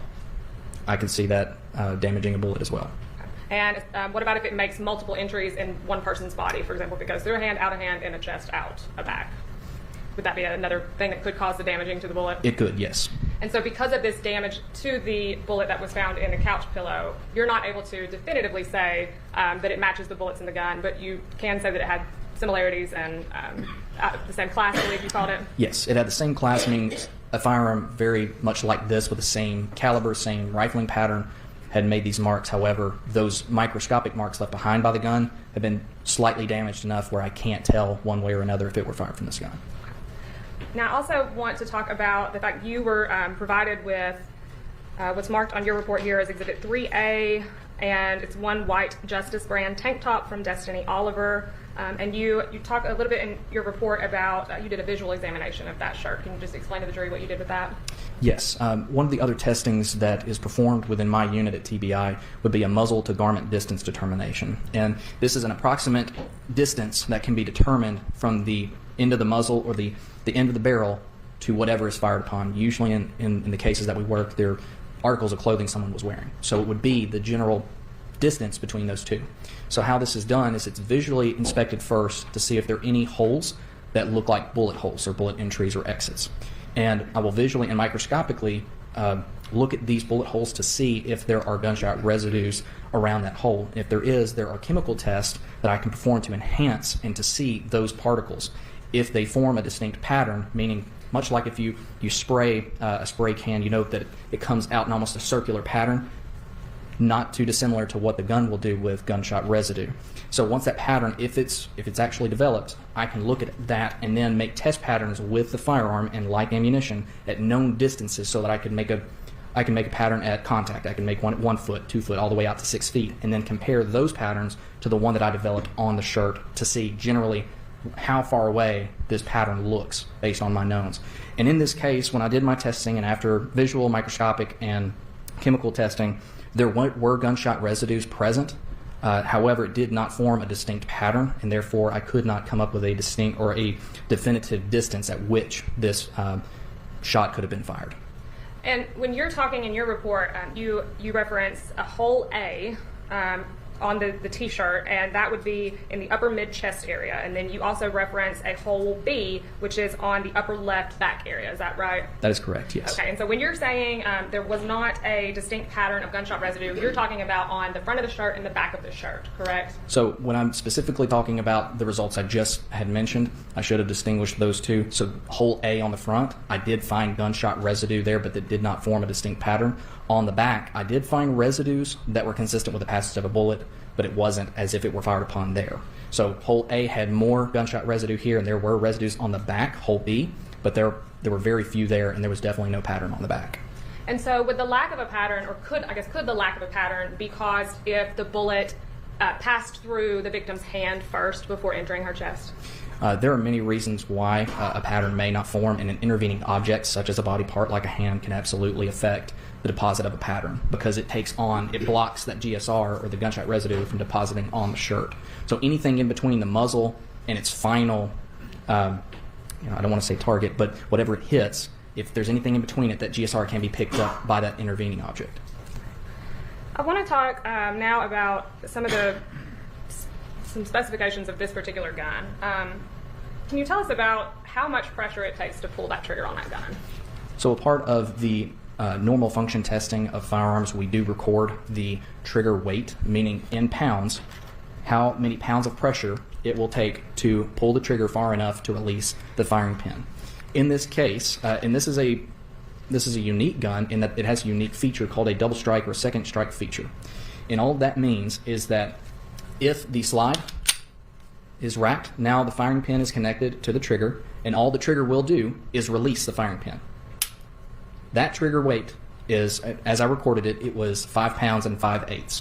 So just a little over 5.5 pounds of pressure to pull the trigger in that mode. Now, the reason why Taurus did this, at least explained on their website, was that say the cartridge within the chamber doesn't go off and you don't have time to re-rack the slide, you can pull the trigger again, and there's a mechanism that when you pull the trigger now, it actually reconnects that firing pin with the trigger and then releases. So it's a double action in that it cocks and then releases the firing pin.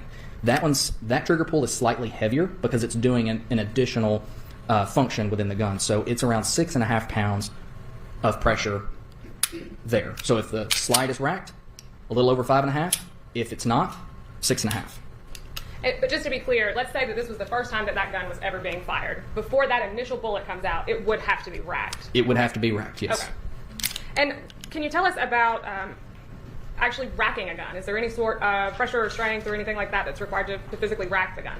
So typically, in order to what we call rack the gun or to pull this slide to the rear, it's pretty taut. There's a very big spring. It's called the recoil spring, and it has a couple of functions. But basically, what its main function is to pull that slide back to home and locked in so that you can now pull the trigger.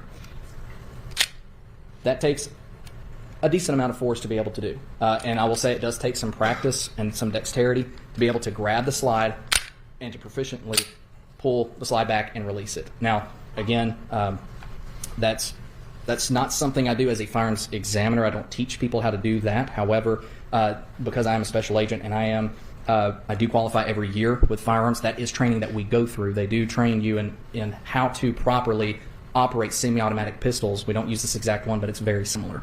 So I can speak to that, yes, it does take a little bit of training in order to proficiently rack the slide in order to load it and fire it. Now, during the course of this case, were you also able to do some independent research regarding the ability of maybe small children to fire these sorts of handguns? I was requested to see if there was any research on that topic, and I found one article that does refer to small children and women and their ability to pull certain poundages of trigger pulls. And specifically this article, can you tell the jury, did this article deal with 2-year-old children? From my knowledge in reading it, it did not include, the sample size did not include 2-year-olds. The youngest was 3-year-olds. And in that study, what was the percentage of 3- and 4-year-olds that would be able to pull the trigger of some sort of firearm. I'm not sure if the study actually. It did say the poundage. So the between 3 and 4 year olds, from what the study has said, was that 25% of these children in that age range had the ability to use 2 fingers to pull the trigger weight of about 10 pounds. So anything 10 pounds and less, 25% of these children were able to use 2 fingers to depress the trigger. But again, this study, was this the only one that you could find?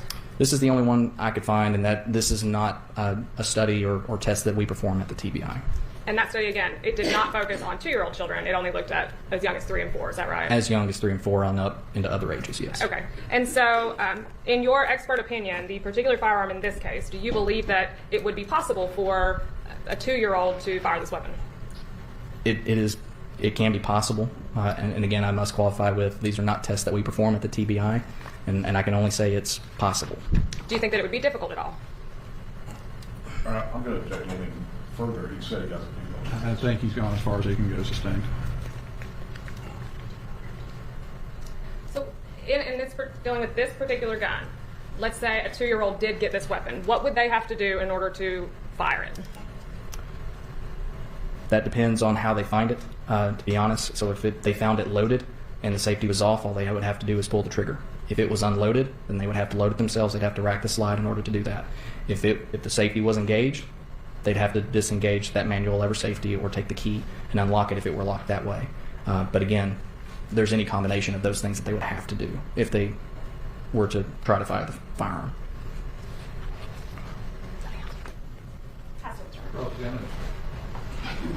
Thank you. Good afternoon, Agent Kuykendall. You doing okay up there? Doing well, thank you. If you need some water or something, shout. Oh, thank you. Let me, says the man who needs water.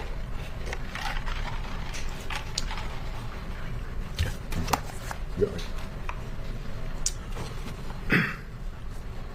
This one study you found, Bill, starts with, it has groupings of ages, right? It does. It says 3 to 4 year olds, 5 to 6 year olds, 7 to 8 year olds, right? That's correct. So if we're talking about a 2.5 year old, 2.5 year olds are not listed, 2 year olds are. Yeah, anything less than 3 was not listed. Right. So, and this is at a low end on the trigger pull, right? On this particular firearm, Yes. It's about typical. It's around 5 pounds is typical for most pistols. It can be a little heavier. Any lower, that's usually a performance trigger, meaning it's lighter, so it's easier to pull. And while that was only one study, you're aware of what goes on in the world, right? The world with guns. Could you clarify? If I tell you that have you heard, read newspaper articles, seen reports on television about small children that age getting a hold of a pistol, shooting themselves or someone else in an accident? Have you heard of that? I've heard of cases, yes. Tragically, right? Tragically. Now, we talked a little bit when we were doing jury selection with folks about their own usage of guns and keeping of guns. If this gun was found by a child, loaded and with the safety off, all they have to do is pull that trigger to fire. That is correct, yes.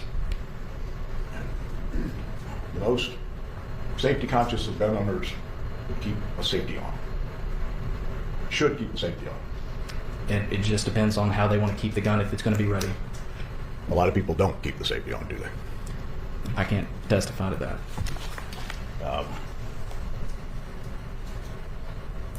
But those small children who got hold of guns and fired them likely did not load a magazine, rack a pistol, and then pull a trigger. It's hard to say. I can't recall any specific situations. Thank you, Agent. Have a good trip home. Anything further? You are free to go. Have a safe trip back to Nashville. Call your next witness. State Calls Detective Phyllis Tomko.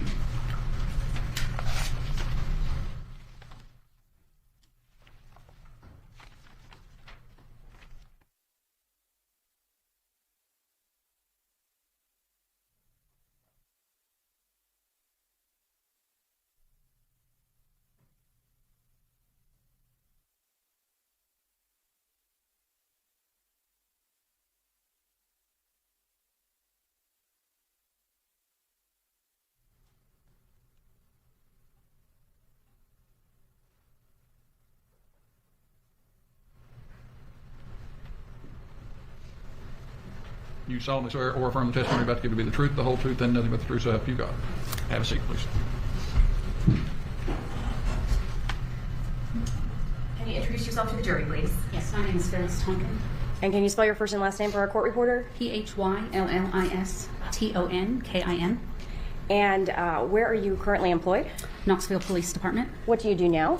Currently working in the Office of Professional Standards. Okay. Prior to working in the Office of Professional Standards, did you work in a different capacity at KPD? Yes, ma'am. Where was that? I've been with the department for 22 years. The first 16 and a half years I worked in special crimes. We did investigations with domestic, elder, human trafficking, missing persons, and child abuse. And then I went to internet crimes against children. Okay. And so in September of 2019, where were you? Which role did you have? I would be working in the special crimes unit. Okay. And so what was your title in the special crimes unit? Investigator. Okay. And you said that you did that for about, did you say 14 years? About 16 and a half 16 years. Okay. Do you recall if on September 14th of 2019 you became involved in a case involving Robin Howington? Yes, ma'am. Okay. And tell the jury briefly how you became involved in this case. There was a call that came in, and it involved a child that had been shot. I went to the scene with Investigator Riddle, and I assisted him with that case. Okay. And so the reason that you were involved in the case is that because there was a child victim? Correct. Okay. And so major crimes handles homicides, but in this case, since the victim that was deceased was a child, then you become involved as well. Is that correct? Correct. Okay. And is there also somebody with the Department of Children's Services who is assisting as well? Yes. Okay. And do you and the Department of Children's Services kind of work in tandem on these types of cases? Yes, ma'am. Okay. So you said that you were involved there initially at the scene? Yes, ma'am. Do you recall if you were involved at all with speaking to Ms. Howington at the scene before she went to the hospital? Not at the scene. Okay. Did you travel to the hospital and speak with her at the hospital? I don't believe so. You're aware that she went to the hospital, though, is that correct? Yes. Okay. And thereafter, she was brought to the Knoxville Police Department to be interviewed, is that correct? Yes, ma'am. All right. So when she was brought to the Knoxville Police Department, the interview that was done, that started with Detective Riddle and Brandon Wardlaw, is that correct? Correct. And what was your role in this particular interview? This particular interview, I was with the Department of Children's Services. I did ask some questions in regards to the domestic violence that Ms. Howington was involved in, and then the majority of the conversation was with the Department of Children's Services asking questions. Okay. And so just so the jury is clear on the timeline, the initial statements that the defendant gave to Investigator Riddle and Investigator Wardlaw, you were not present in the room for those initial statements? Correct. Okay. But at some point in time, you got called in and spoke to Ms. Howington, is that correct? Yes, ma'am. Okay. Do you recall whether or not DCS came with you into the room when you spoke to Ms. Howington? They did. Okay. And was that interview that you did with Ms. Howington, was that something that was recorded? Yes, ma'am. Okay. And again, just so that we're clear, the first set of statements that Ms. Howington did, that was before you even got in the room, right? Yes, ma'am. Okay. And so when you talked to her, that's kind of after she's talked to these investigators for a while, correct? Yes, ma'am. Okay. Let me, if I could have the projector. Did you put it in already?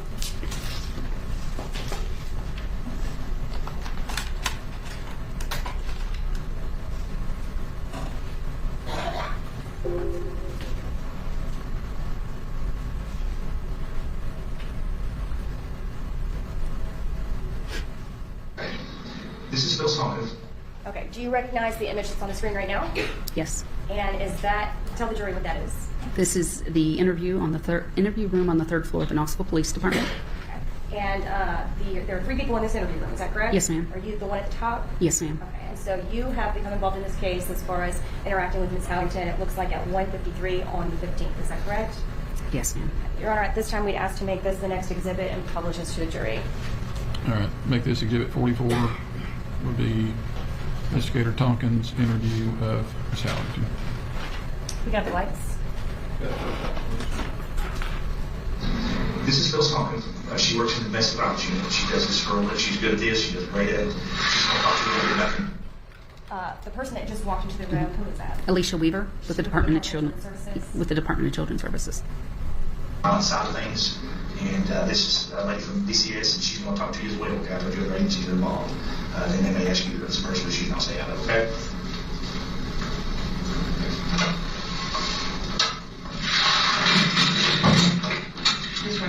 Phyllis, and I work in the special crimes unit. I'm sorry about your dog. This is Alicia. She works at DCS. And we're going to ask you some pretty hard questions. But all I want you to do is just to be honest with me. Because I know that you've been through a lot tonight. So what? It's really not amazing, dead. But as you know, the other investigators were in here, I know that things have kind of changed as you talk to them, right? Correct. If there's something you need to tell, can I start to tell you? I told him the truth.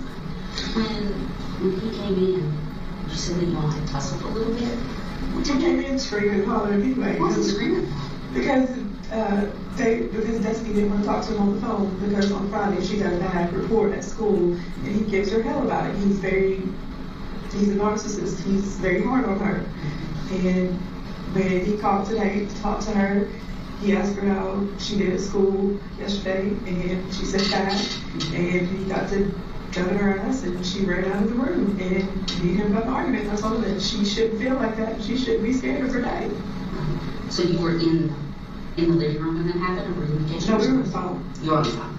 So whenever he came in, where were you all in the house? I had 2 living rooms. We were in the living room. Okay. And when you were in the middle, where were you sitting? I had like a couch and there's like a footstool thing, and I was sitting on the footstool. She was laying watching Netflix and TV, and then Gavin was sitting beside me. You said that you two had gotten into a tussle. Where did you guys tussle at? In the doorway between the 2 living rooms. Okay. And were you in which living room were you in when you were tussling? We were in the doorway. In the doorway. Which side were you? Were you on the one closest to the door? Yes. Out? Yes. Side? Or were you? Yes. I was trying to get him to leave. Okay. And where was the gun at? It was in the closet. Okay. And he got me up to school. What stool? There's like those little things like tables with 2 little bar stools or whatever. You know what I mean? Like that's where they eat at. They don't eat at the table, they eat there in front of the TV. So and I work in domestic violence, so I'm trying to figure out if we have any charges against the baby daddy.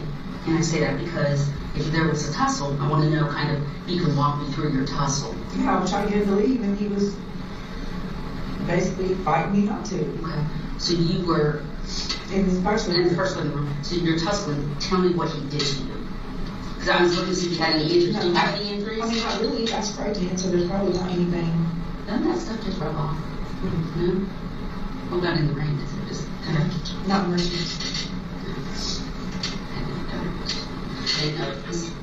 Is that normal? No.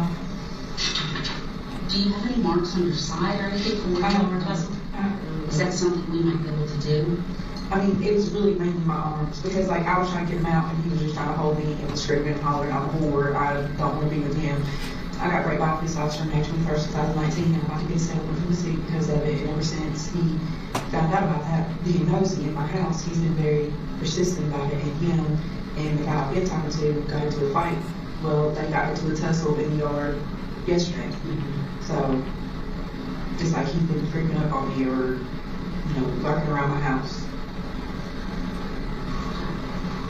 Stalking me, whatever you want to call it. So you said tell me exactly what he did when you were in the doorway. What did he do? He put his hands on me and came right here? Yes. Okay. And he just put his hands on you? Yeah, he put his hands on me and pushed me up against, there was like, the doorway's kind of long. It was like, you're no more, blah, blah, blah, you don't want to be with me, you want to be, he said that black girls have sex with anybody, that he would, she never had a kid with me, he's going to stick to his own race from now on. I mean, he was just screaming home like a nut, basically. And you tried to push him out? Yes. Which is not possible because he's way stronger than me. He lifts weights, he's a big and he's like a health nut. Goes to the gym every day and all that. And I feel like my son was trying to protect this. No, and first off, what's interesting is the fact that you said you're trying to push him out, but you're on the outside. Right. You see how that doesn't make sense? Yeah, I'm saying we went back and forth. It wasn't like we were just in one place at one time. Like I said, he actually pushed me up against the wall everything. Like, it just happened so fast. Like, it seemed like forever, but it really wasn't.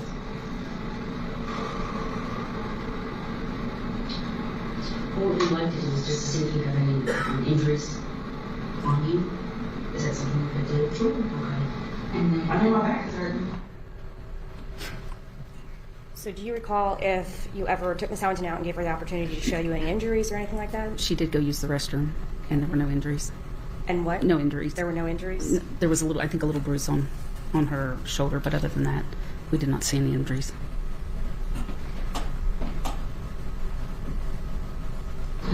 So, since we're going to do that, what we can do is we can go into the restroom and then we'll check and see if you have any bruising from the scuffle from earlier. It's just my back hurt right here. Okay. We can see if there's anything back, on your back. And then she'll do the screen, and then we'll go back in there. You go with that? Just, you've been in here for a little bit. You probably need a little break.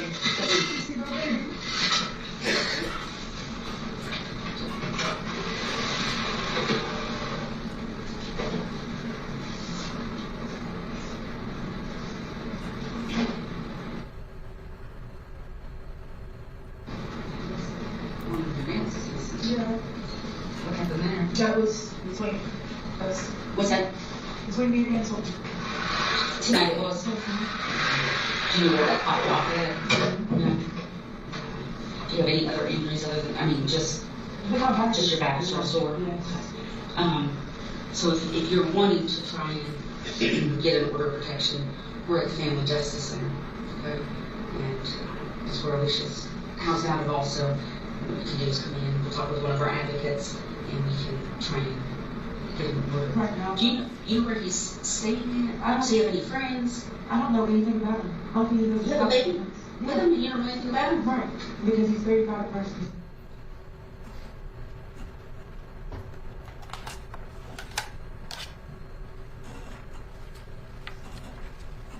Detective Tonkin, after this interview that you did with Miss Howington, do you remember going then back to Balsam Drive with Detective Wardlaw and Detective Riddle and DCS and yourself, where you all kind of did a reenactment? Do you remember that happening? Yes, ma'am. Okay. Do you remember being in the room with Miss Howington at some point where it was just the two of you in the room, or maybe the two of you and DCS in the room? Yes, ma'am. Okay. Do you recall at this point in time if there had been any mention of a black purse as far as you knew? Not that I knew.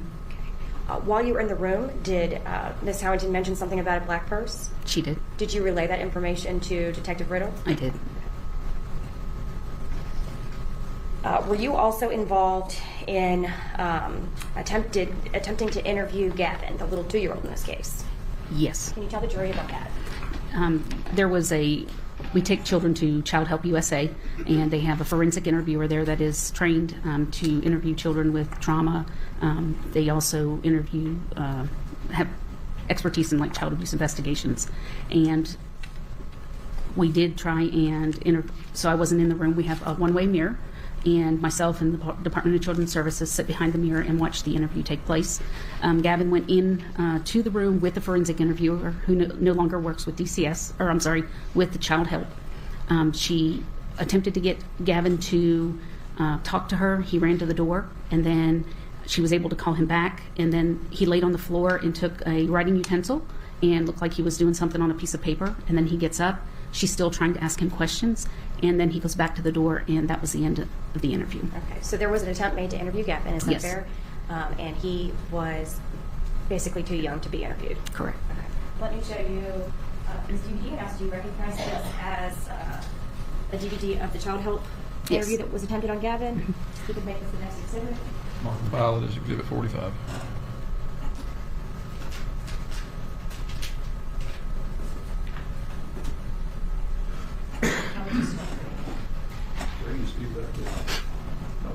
Why does the jury need to see this? Why does the jury need to see It this? shows the size of this child, it shows how he's interacting with others. This is important for the jury. How long is it? It is approximately 5 minutes. All right, play it.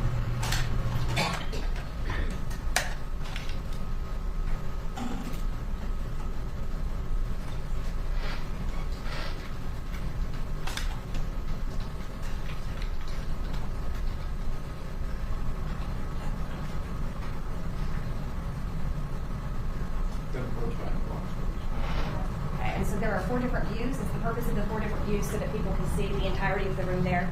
Yes, ma'am. Okay. And there's a mirror, a one-way mirror where you can see into the room, but it looks like a mirror from the inside. Is that correct? Yes, ma'am. And you are behind that mirror? Yes, ma'am.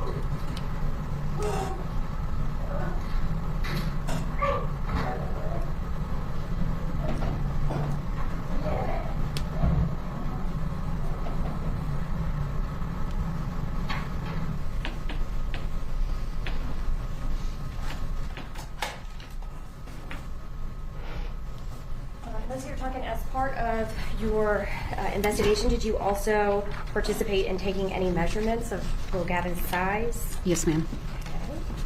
Okay. And we showed you this. Excuse do you recognize these set of pictures? It's going to be 1, 2, 3, 4, 5 pictures.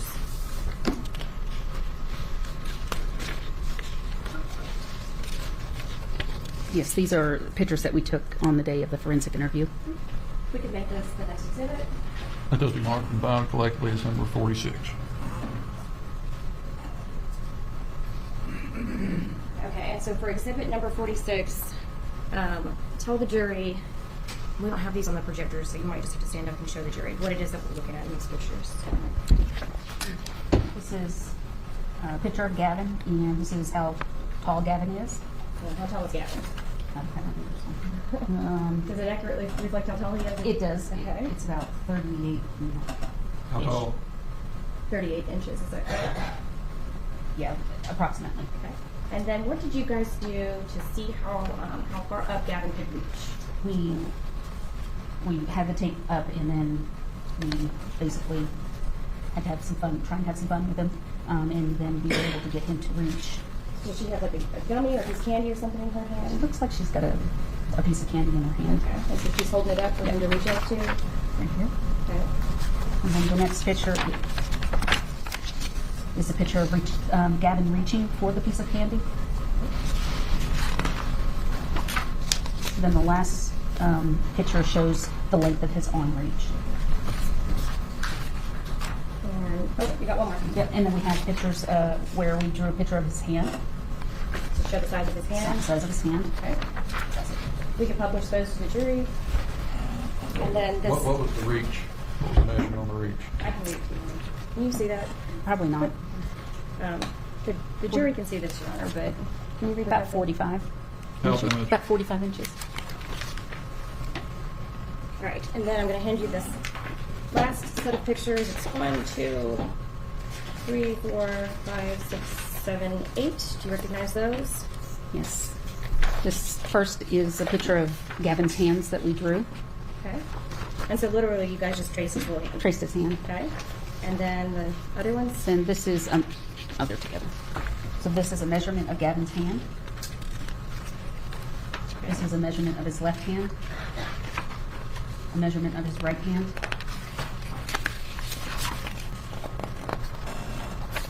Another measurement of the right hand. Another measurement of the right hand. And another measurement of the right hand. You can make this collectively the next exhibit and publish it. Be 47.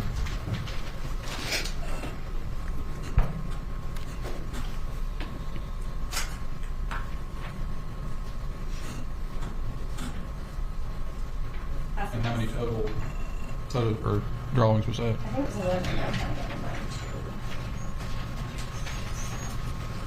8.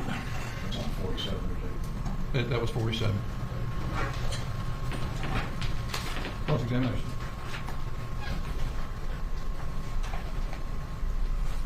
Good afternoon. Sir? I don't want to get your title wrong.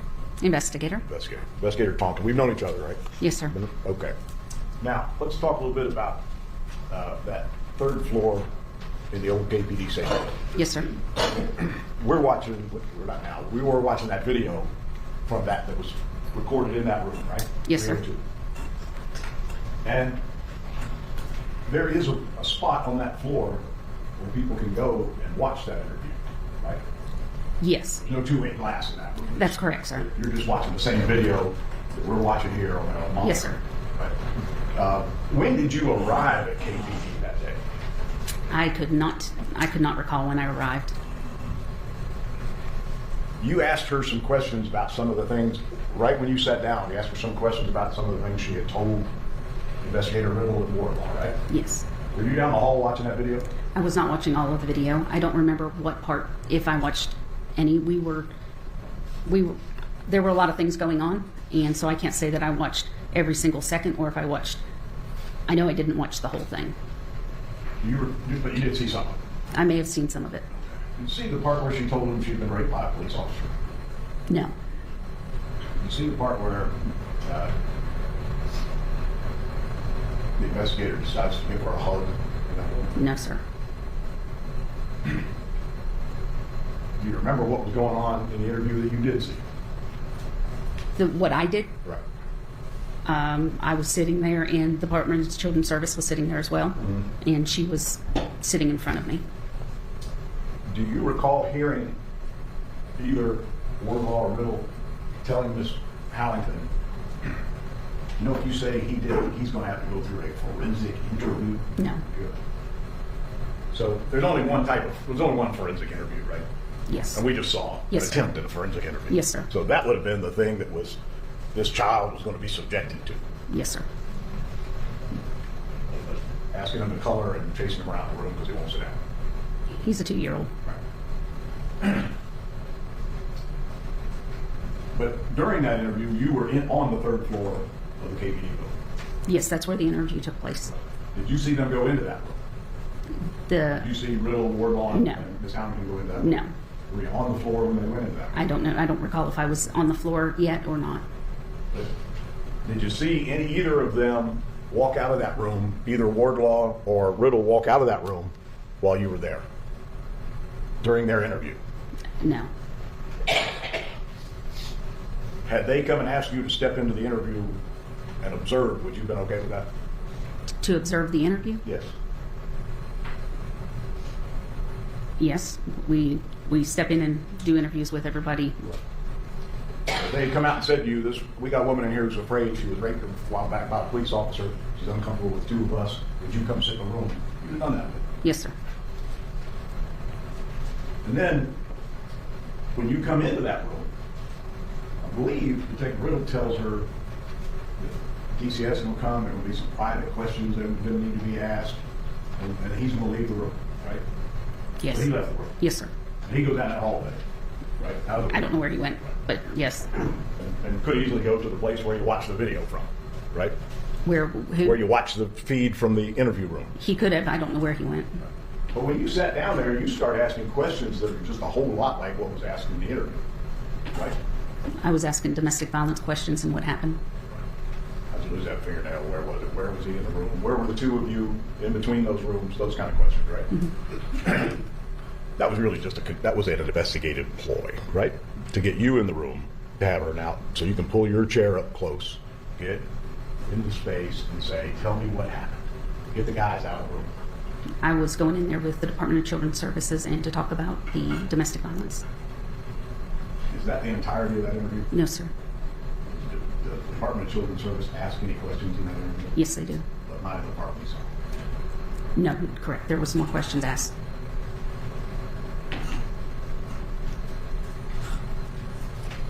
And your questions about domestic violence were questions about what happened at 502 Balsam on the night of September 14th, 2019. Yes, sir. The incident. I'm sorry. The incident about which this trial was being conducted. The incident that led up to what this trial was about, yes. No further questions. Thank you. Anything further, General? Can we approach?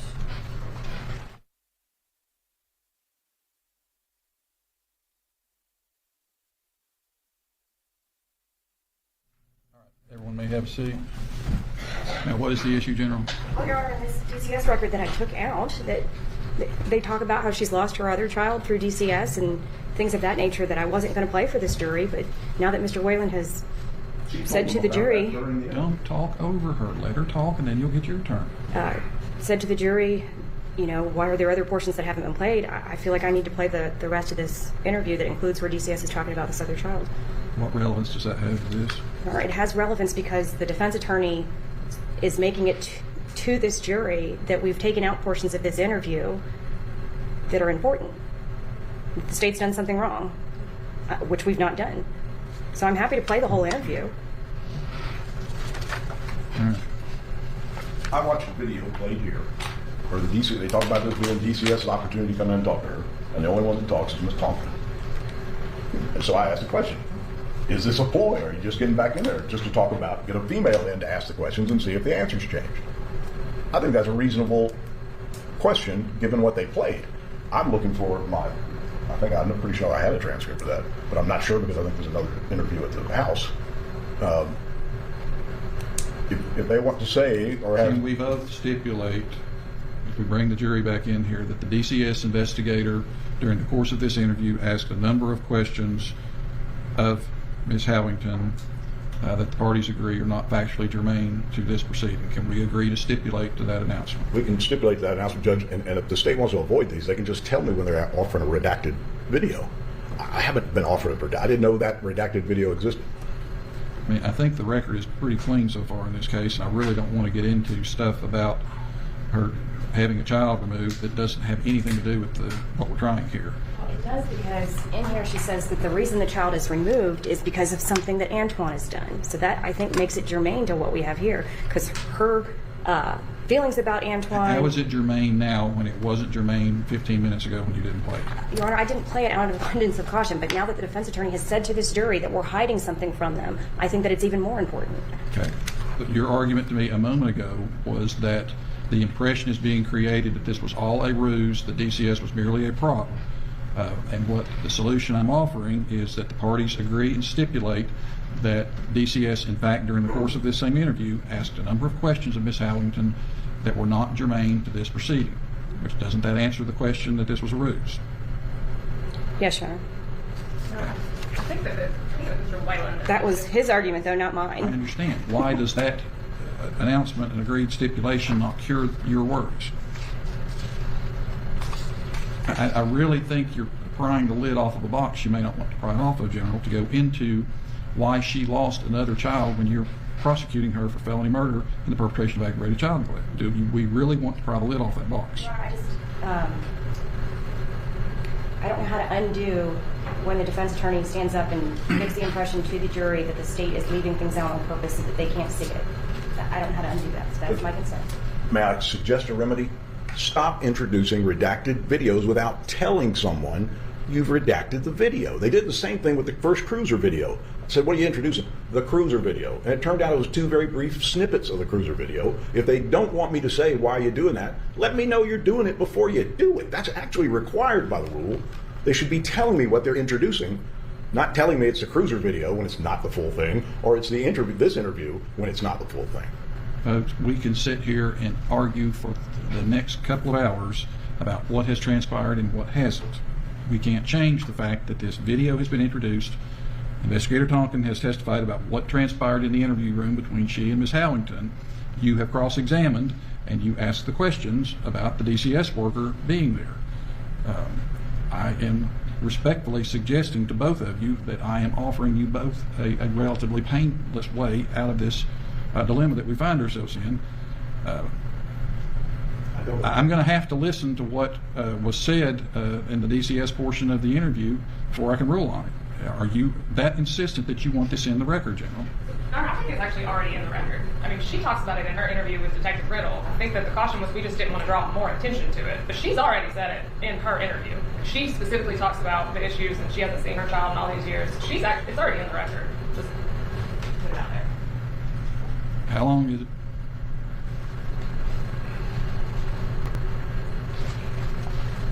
Why don't we do this? Why don't we take 10 minutes and let's just think it over and what the ramifications are of introducing this evidence, and then if I have to, I'll come back and listen to it.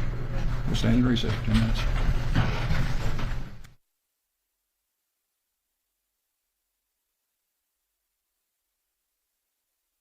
When they have a seat, waive the call for the state for the defense. All right, General McDermott, I believe the parties have an announcement they wish to make to the court. Yes, Your Honor. The parties, the state and defense, agree and stipulate that DCS asked Ms. Howington questions not pertaining to this incident, which are not relevant to this case in particular. Therefore, a redacted copy of this interview was introduced. All right. Ladies and gentlemen, you may accept a stipulation as accepted fact between the parties. It's not in dispute. Do you have any further questions of this witness on redirect? Just briefly, Detective Tonkin, as far as what you were doing in the course and scope of whenever Investigator Wardlaw and Investigator Riddle were doing their interview, were you just standing right outside the door or anything like that? No. Okay. Were you doing other things pertaining to this case? Yes, ma'am. Okay. Were you coordinating with other individuals and with DCS and your supervisors and things of that nature? Yes, ma'am. That's all. Any further? No. All right. Ladies, you may step down to take a talk, and thank you. Ladies and gentlemen, it is 5 o'clock. good news and bad news. You want the good news first or the bad news first? The good news is that I think we've reached a point today where you've worked very hard, the lawyers have worked hard, and I think they've all agreed that maybe it's a good stopping point for today's work. There is obviously more that needs to be done in this case. You're going to be hearing further testimony tomorrow, so I want to give you the same instructions and admonitions that I gave you the previous 2 nights. You'll recall that you're on the honor system. Don't look at any media accounts about this case. Do not attempt to learn anything at all about this case from any independent source, and do not discuss this case with any other person at all. I want each of you to be in a position to judge this case based only on what you have heard in this courtroom and no place else. Have a very good evening. Enjoy some basketball if that is your preference, and I will see you back here. Report directly to the jury room like you did this morning. Be there by 10:15, just as we did this morning. My goal is to get you in here as close to 10:30 as possible and get back to work. I'm very fortunate tomorrow. I've only got an 8-page docket, which for a Thursday is a rarity. So we should be able to start back pretty close to 10:30. Have a very good evening. We'll see you back tomorrow morning. All rise for the jury.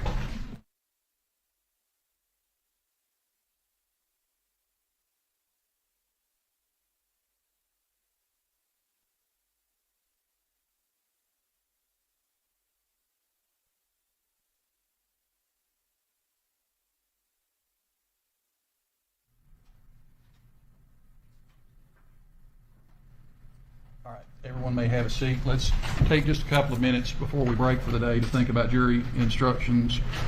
I don't think I've asked Ms. Mullins to give you a rough copy of the instructions yet. What is the state's position on the lesser included offenses that should be charged in the felony murder count? I believe General Ammons said the last time that we were in court what our position. This is a topic that he was researching. The only question I have is on second-degree murder. I think that it's clear that voluntary manslaughter would not be a lesser. I think we all can agree on that. I think we all agree that reckless homicide and criminally negligent homicide under Burns should be instructed. Yes, sir. Second degree is a result of conduct offense.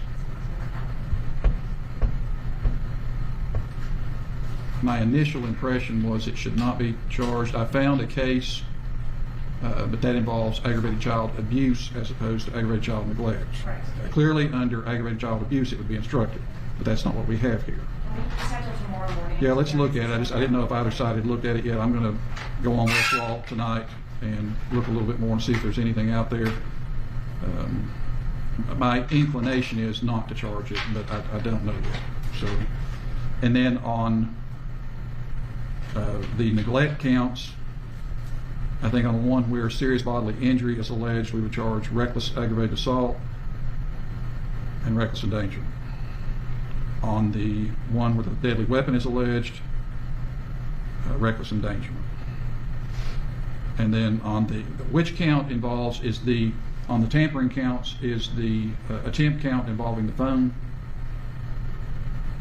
We'll have to make an election on that. Well, you're going to have to make an election on the false report. So there wasn't. I thought there was a bill of particulars done on the tampering counts. I asked for a bill of particulars. The response was, "We've indicted you and provided us." Your Honor, for a bill of particulars, we have to be ordered to do one. So it's not like that we're just not doing something that we're supposed to be doing in this case. We're not going to argue about it. Okay. I'm just simply asking. I've got a tampering count that is a consummated count, i.e., she is alleged to have concealed an item, a thing, and I'm assuming that's the firearm. There is an attempted count where she's accused of attempting to tamper with evidence by attempting to alter a thing, and I'm assuming that's the cell phone. I think it's in the indictment. It's not. The indictment just says thing in both counts, which is the language from the statute, but I need to know which thing we're talking about. I think conceal would be the firearm officer. I think that's the only one that makes logical sense, but I just want to confirm that. So I'll charge the consummated, the way it's indicted on the firearm, tampering with evidence, and then I think I've got to charge attempt as well. It's indicted as an attempt, so I can't think of what a lesser would. I don't think there's any lessers on that. All right. I'm going to have an expert witness instruction.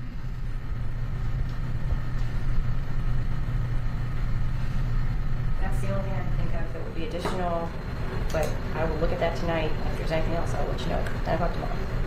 All right. Mr. Whalen, have you thought any about the instructions and what you wish to have included? Not sufficiently, no.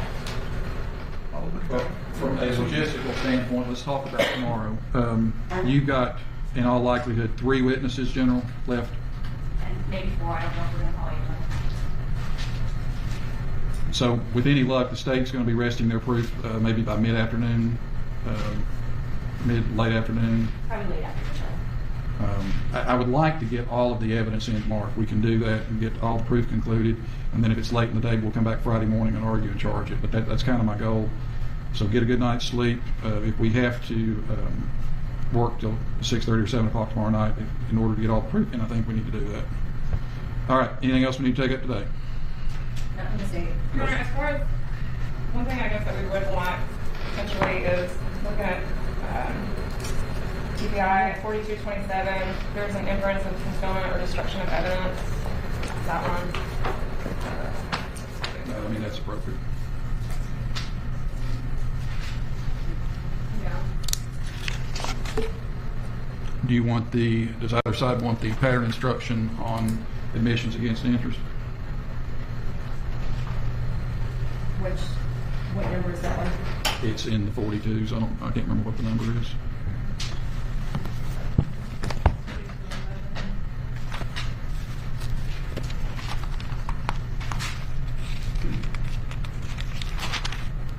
$42.11.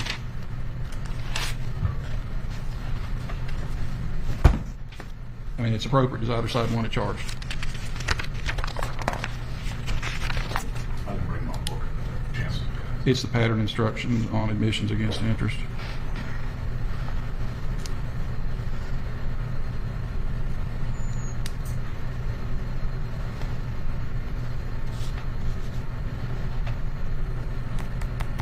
Yes, I think that's appropriate. I think I'll charge that too.